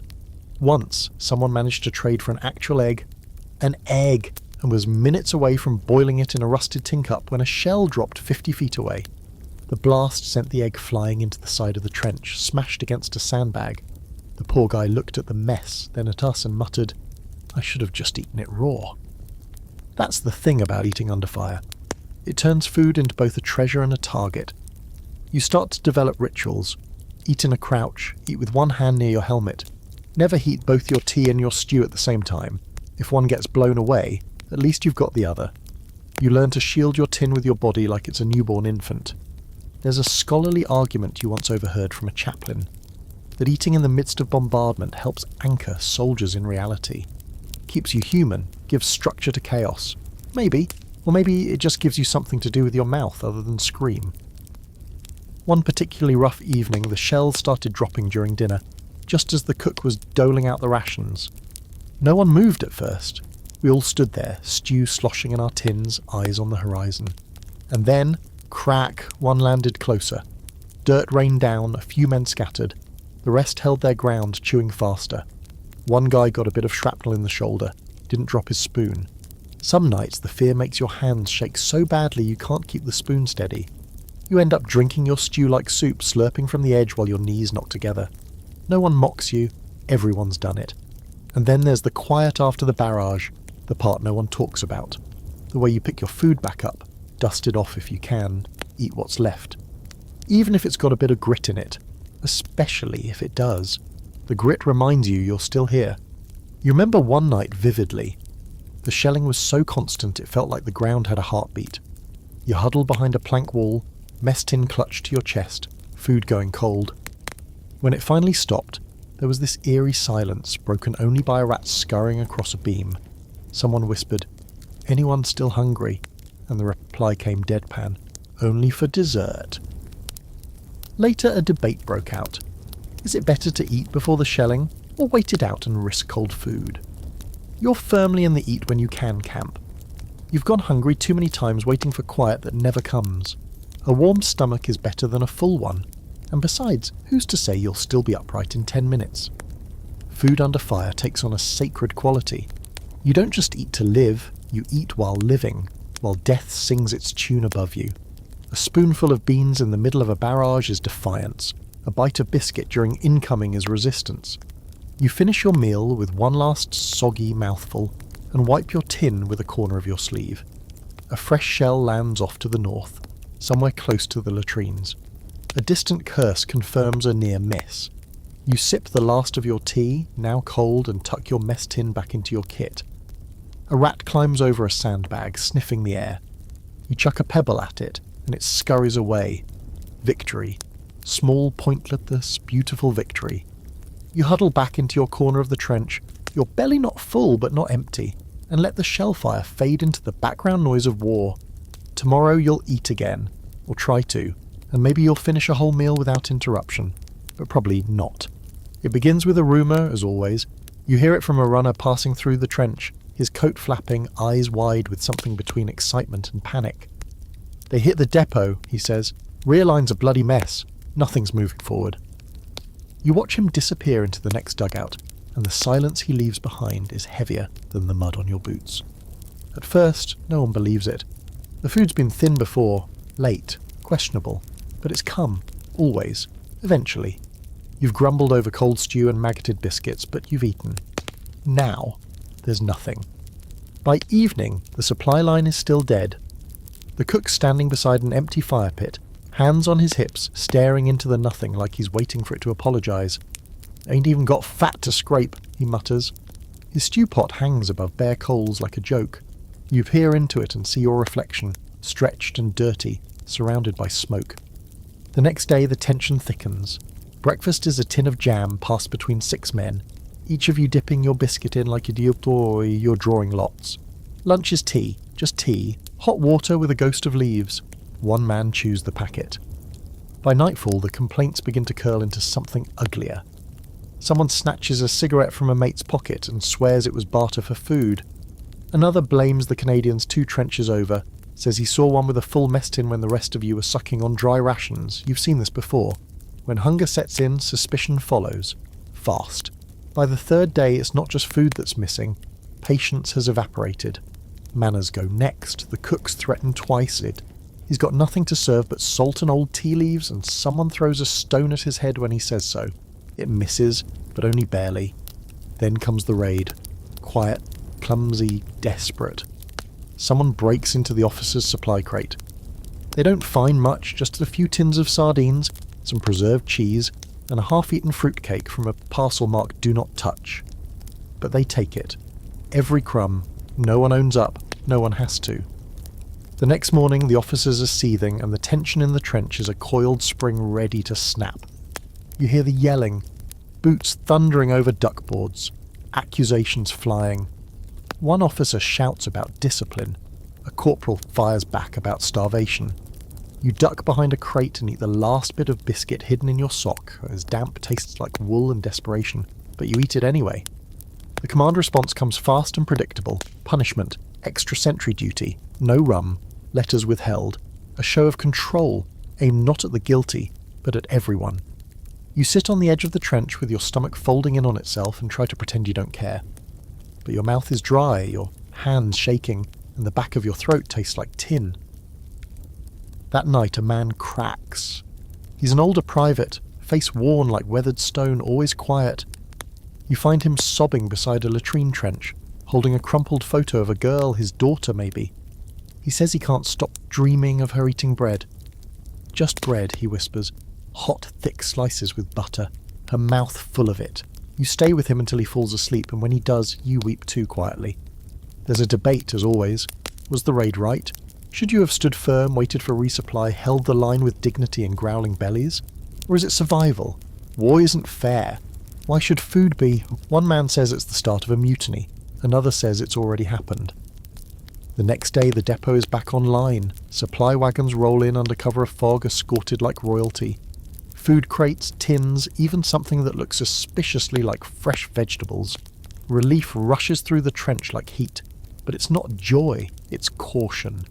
Everyone eats slower, eyes dart, no one's singing.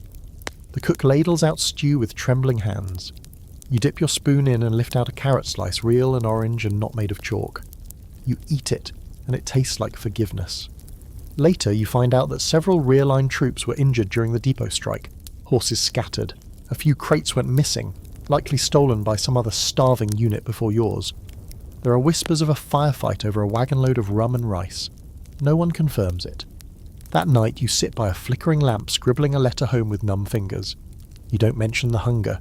You tell them the food's fine, that morale is steady, that Christmas parcels are still arriving. You end with a request for socks and jam, your handwriting cramped and smudged. Then you fold it and slide it into your coat. Someone starts singing a hymn in a low voice, and others join in. Not loud, not joyful, just enough to remind you that even starving men can remember the sound of hope. In the darkness you feel something nudge your foot. A rat, fat, fearless, nosing at your mess tin. You kick it gently and mutter, "Not tonight." It stares at you for a second as if to say, "You and me both, mate," then scurries off. You lie back on your board, belly not quite full but no longer clawing, and you think about the thin line between discipline and desperation, between obedience and survival, between loyalty and hunger, and how, when the food runs out again, and it will, you'll cross that line again, without hesitation. You don't remember who brought it in or how it made its way down the trench, but one night, just after stand to, someone passes you a book. Fat, dog-eared, and stained with something that might be grease or blood. On the cover, Army Recipes for Field and Camp, 1915 edition. It looks like it's been through 3 wars, 2 floods, and maybe a kitchen fire. Yet somehow it's still holding together, barely. You flip it open out of boredom. What you find inside is a masterclass in blind optimism and culinary delusion.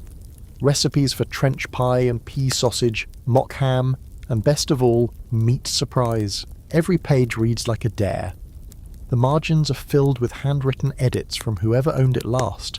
Crossed out ingredients, sarcastic commentary, crude sketches of sausages with sad faces. One line simply says, "This one killed Davies, avoid." It's a cookbook from hell. You gather around with a few other lads and read excerpts aloud by candlelight like it's a holy text. There's something strangely beautiful about how formal the instructions are. 1 pound of salt meat shall be boiled with onions until tender. Shall be as if you have onions. or meat, or a pot that hasn't rusted into an open wound.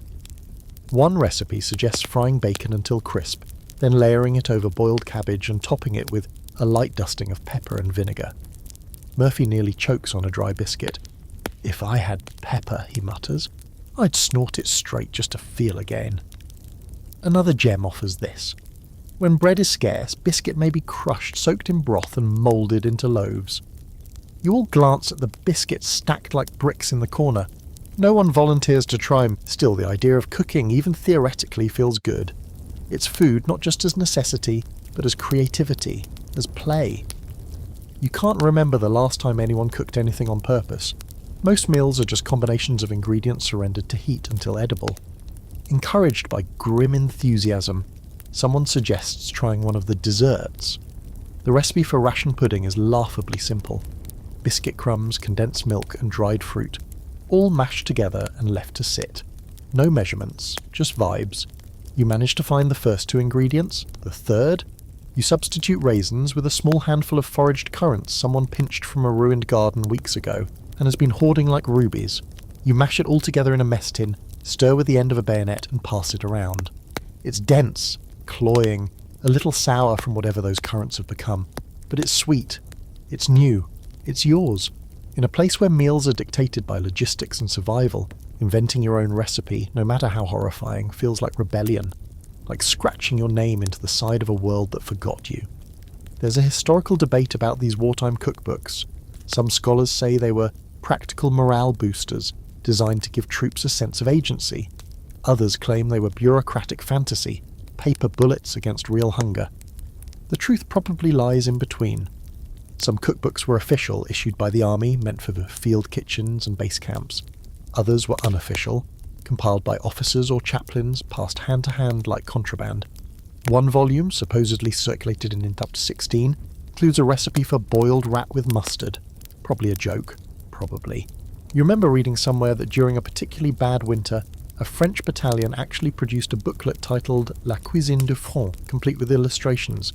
It included rat au vin and lark on toast, which was just a joke about how no one had either.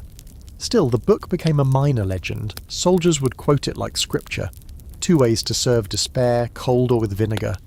Someone gets inspired and tries a variation on a trench cookbook recipe titled Meat Biscuit Hash. They crush up hardtack, soak it in weak tea, mash in some bully beef and fry it on a piece of corrugated iron heated with a candle. It smells like singed hair, tastes worse, but everyone applauds anyway. You start keeping your own recipe list in a notebook someone left behind. Each entry more ridiculous than the last. Shrapnel soup, a stew with anything you can pick out of the mud, morning shell omelette, no eggs, just hope, and invisible jam tart, chenille, crust only if lucky. It's a budget, but it gets laughs, and laughter is in short supply. The best part about this madness is that no one pretends it's normal. Everyone knows you're playing house in a graveyard, but pretending, even for a few minutes, that food is still something that can be planned, that you have choices, that cooking is an act instead of an accident, it matters. One night someone reads from the recipe book in a mock posh voice. For breakfast, one shall enjoy poached eggs, buttered toast and black tea with cream. A pause, then, oh yes, and unicorn sausage with a side of unicorn tears. The whole trench howls. Then you get quiet, because you do remember poached eggs, buttered toast, the smell of your father's Sunday breakfast. You remember the clink of plates, the scrape of chairs, the way real tea used to smell when steeped in a clean kettle. And now you're here, mixing biscuit paste and jam in a helmet lid, pretending it's dessert. But that's the magic of the trench cookbook. It's not about what's possible, it's about remembering what was, about imagining what might be again. You tuck the book under your blanket that night like it's worth something. It isn't, not in money. But it holds more than recipes. It holds defiance, humour, memory, humanity, even if the only thing it teaches you to make is a better joke. You're writing another letter home, trying to keep the tone light. You describe the weather, mud with a splash of gloom, and you make a joke about how your boots are developing their own personalities. You even throw in a line about a pie the cook made, though you skip the part about the charred biscuit crust and the mystery filling that might have been beetle. Your pencil hovers, then you add, "We eat well enough." You lie. Everyone lies in letters. At first you didn't. You tried to be honest. Ooh. You wrote about the hunger, the spoiled meat, the endless stew that tasted like punishment. You told them about the tea that came out of the pot already grey, about the days when you skipped meals because your stomach had turned against you. And your mother wrote back, worried, frantic, pleading with you to eat more. You're a growing boy, she said. Don't let them starve you. So now, you lie. You tell her about tinned peaches you haven't seen in months, about coffee rich enough to stain your teeth, about fresh bread that doesn't crumble like chalk. You describe Sunday roasts and hearty breakfasts and pretend you've forgotten what hunger feels like. It's easier that way. Safer. You're not alone. Everyone censors themselves. Some men even keep 2 letters, one for the censors and one real, stuffed into a second envelope with a wink. Most just stick to the script. We're holding strong, morale is high, the food is decent, it's not so bad. It's practically a code now. Decent means inedible, but warm. Hearty means it didn't make you vomit. Fresh means someone found it before the rats did. The trick is to sound cheerful enough that no one worries, but vague enough to slip past the actual censors, the ones paid to read your words and black out anything that might spark doubt back home. Because food isn't just about survival, it's about perception. You know this, command knows it. A well-fed army is a brave army, or so the saying goes, but that idea has to extend beyond the trenches. Mothers need to believe their sons are being cared for. Wives need to think their husbands are still strong. Children must imagine their fathers eating bacon and eggs before battle. So you keep lying. You remember one letter a mate showed you, from his sister. She'd baked a fruitcake and sent it through the post. She wrote, "I hope you eat it with tea and share it with your friends." The cake arrived 2 weeks late, soaked through from sudden rain, mildewed and crawling. He still cut it into neat slices and passed them around like communion. You all pretended it was delicious. There's another kind of letter, the guilt letter. The ones where they tell you what they're giving up. Rationing's gotten worse at home and people are making do with less. Some families are skipping meat altogether. Children eat potatoes 3 meals a day. Your father writes about ploughing up the back garden for beets. Your aunt tried to make a wartime pudding with breadcrumbs and vinegar. You read these letters and realise the hunger isn't just yours. It's everywhere. But here's the strange part. The worse it gets back home, the better you want to make it sound here. If they're suffering, you can't be. That's the unspoken agreement. You carry their sacrifices like extra weight in your rucksack. They give you food parcels and warm words, and you give them comfort through lies. Sometimes you wonder if they believe you. Your mother must know what you're leaving out. She raised you. She knows when you're dodging the truth, but she never presses. Her letters are always bright, filled with talk of neighbours and weather and how the cat has taken over your bed. She says she's making your favourite stew for your welcome home dinner. You cry the first time you read that. Then there's the fringe belief, the whispered idea that some of the food letters are staged. Not written by family, but by staff created to keep you calm. It sounds insane, until you meet a man who swears his last 3 letters from home were word for word the same. He doesn't know whether to laugh or scream. You find yourself editing memories now, not just meals. You forget the stomach cramps, the days you went without. You exaggerate the time someone found a chocolate bar. The once-a-month tin of pears passed around like treasure.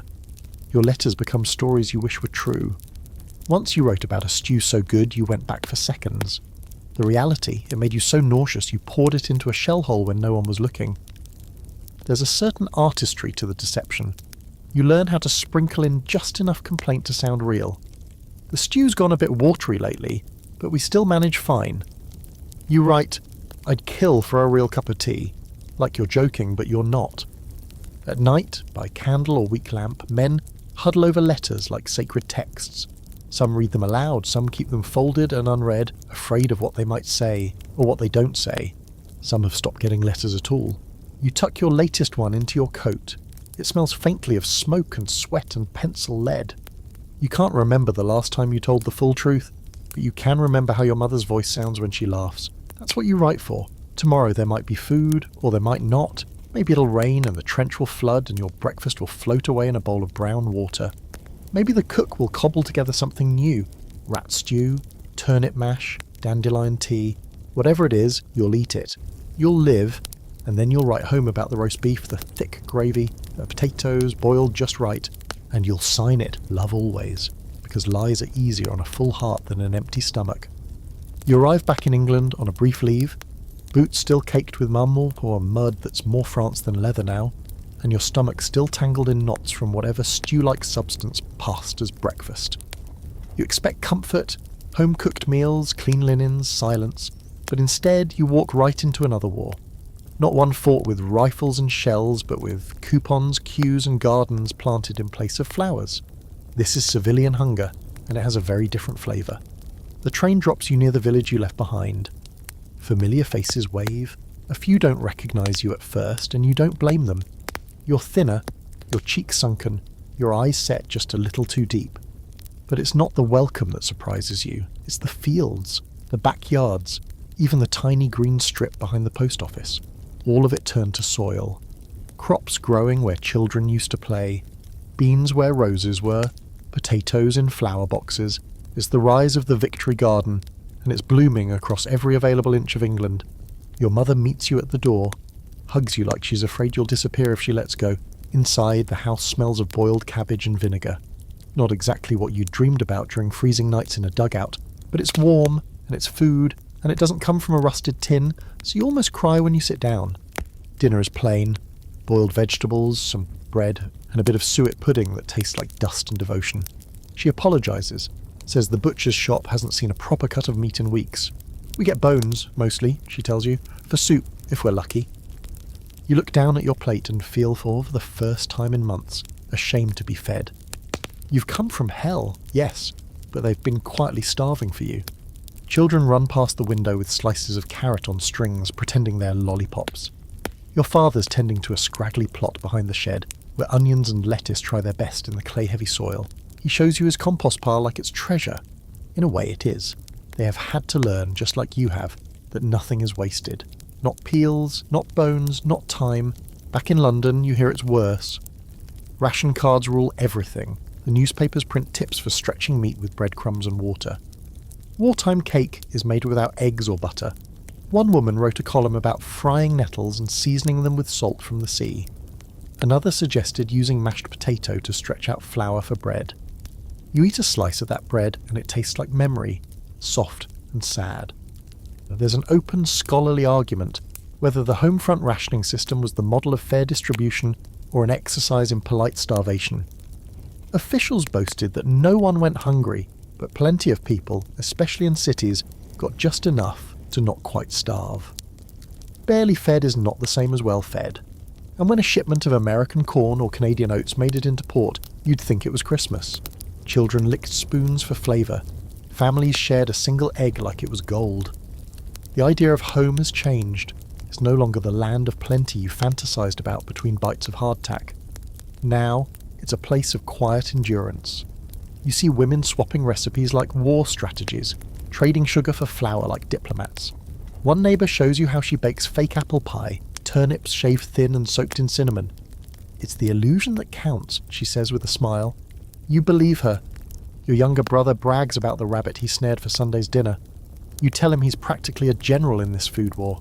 He beams. You don't tell him that the stew they made from it smelled exactly like something you ate near Ypres. Some details are best left behind. In your letter to a mate still in the trenches, you write about the garden, the bread, the way even the pigeons here look thinner. You don't lie, but you don't tell everything. It's a different kind of war, but it scars just the same. Your mum insists on packing you a parcel before you return. She includes jam, 2 slices of her best bread, and a crumbled biscuit wrapped in wax paper. She's not supposed to send this much. It breaks every rule, but you let her. Because you know that out there, that parcel won't just be food. It'll be proof that someone's still fighting for you in kitchens, in gardens, in ration queues. The day before you leave, your dad hands you a small tin. Inside is a spoon polished and wrapped in cloth. Your grandfather's, he says. He used it in the Crimea. Thought it might bring you luck. You nod, throat tight. You'll carry it next to your army-issued cutlery. A relic from another war, another hunger, another time when food meant more than survival. It meant home. As you board the train back to the front, you watch the countryside blur past.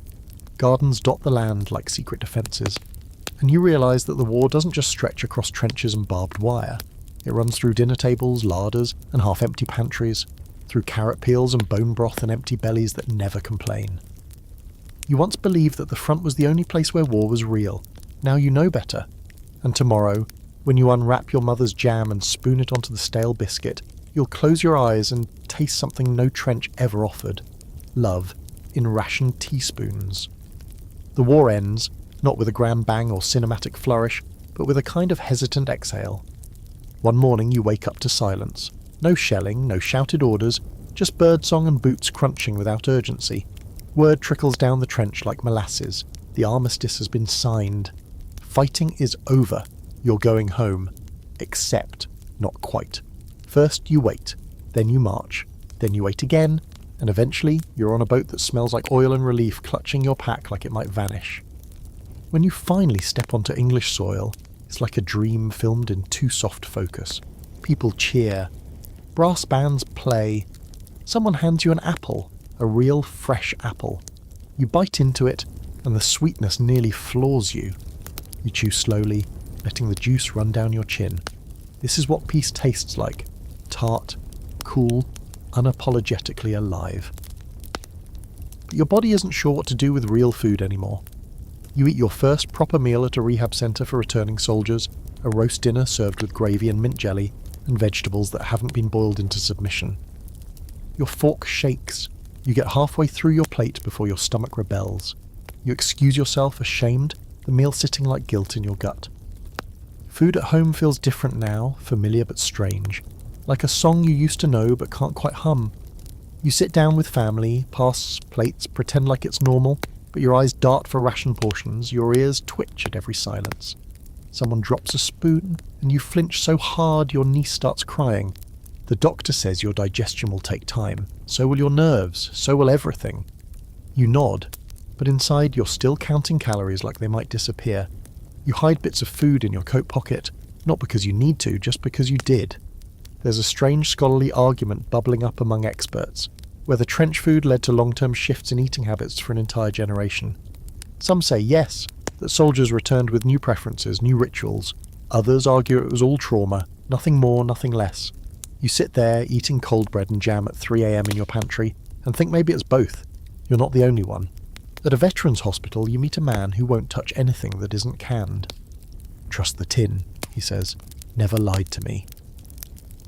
Another eats with his back against a wall, spoon gripped like a weapon.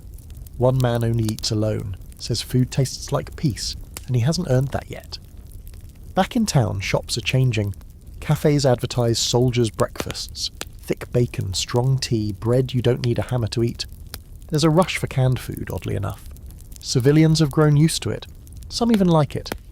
One woman brags about her stewed pears in syrup like it's a family heirloom. You try to go back to work, sit in an office, pick up a ledger, eat lunch from a paper bag, but it's hollow. You miss the smoke, the stew, the strange warmth of sharing a biscuit in a freezing hole with 6 other souls. You think about Murphy who made rat pie, about Jenkins who cried over a tin of jam, about the cook who once served dandelion tea like it was champagne. You start volunteering at a soup kitchen, of all places, not out of pity but memory. You stir broth the way you remember watching the field cook do it. You serve men who look like you did, hollowed out but still walking. You crack jokes about hardtack and one guy actually laughs. At night you write letters to the men who made it. You send packages to the ones who didn't. You keep a biscuit in a glass jar on the mantel, not because you'll ever eat it, but because it survived, and so did you. Sometimes you dream of the trench cookbook. You wake up convinced it's real, that you could flip to page 72 and find a recipe for potato bravery or fearless broth. You keep a notebook now. In it, recipes and memories blur together. Mud coffee, 2 parts imagination, 1 part boiled water. Desperation pudding, served cold. Hope, pickled. You carry a spoon everywhere. The one from your dad wrapped in cloth. It's silly, but it helps. One morning, years later, you eat breakfast in your garden, tea, toast, eggs with the yolks like sunbursts, and it finally tastes right. Not because it's perfect, but because it's quiet. No whine of shells, no crunch of boots, no rations counted and recounted. Just birds and steam rising from your cup. You finish eating, you wash your plate, you breathe, and for the first time in what feels like a century, you don't wonder when the food will run out. You've come a long way, from the grim, clattering arrival into the trenches to this quiet place where the kettle whistles softly and the spoon rests in your hand. not clenched but calm. The war is over, the food is different, and so are you. But you still remember. You remember every tin opened with trembling fingers, every biscuit broken and passed around like a sacrament. You remember the smell of scorched fat, the taste of chalk masquerading as bread, the joy of a single spoonful of jam bright and defiant against the grey. What you ate wasn't just fuel. It was morale. It was identity. It was a thin wall between you and despair. You learned to treasure the smallest things, a hot cup of tea, a rat chased from your rations, a parcel from home wrapped in string and love. You saw how hunger changed men, how it sharpened tempers and dulled eyes, how it made people brave and selfish and kind, sometimes all at once. You saw food used as a weapon, as a comfort, as a joke, as a reason to keep going. And you saw most clearly that food is memory. The shape of a biscuit can take you back to a night in the mud. The smell of boiled cabbage brings your mother's worn hands to mind. Even now, a spoon against your teeth reminds you of laughter in a trench lit only by matchlight. So as you sit here tonight, far from that place, letting the steam curl above your tea, know this. You carried more than a pack through that war. You carried stories, taste and touch and hunger that never fully leaves. You survived more than bullets. You survived boiled turnips, spoiled tins and mystery stew, and that, friend, is its own kind of medal. Now rest. Let your stomach settle, your heart beat slow, and your breath deepen. The war is over. The meal is done. The lights are low. You're home.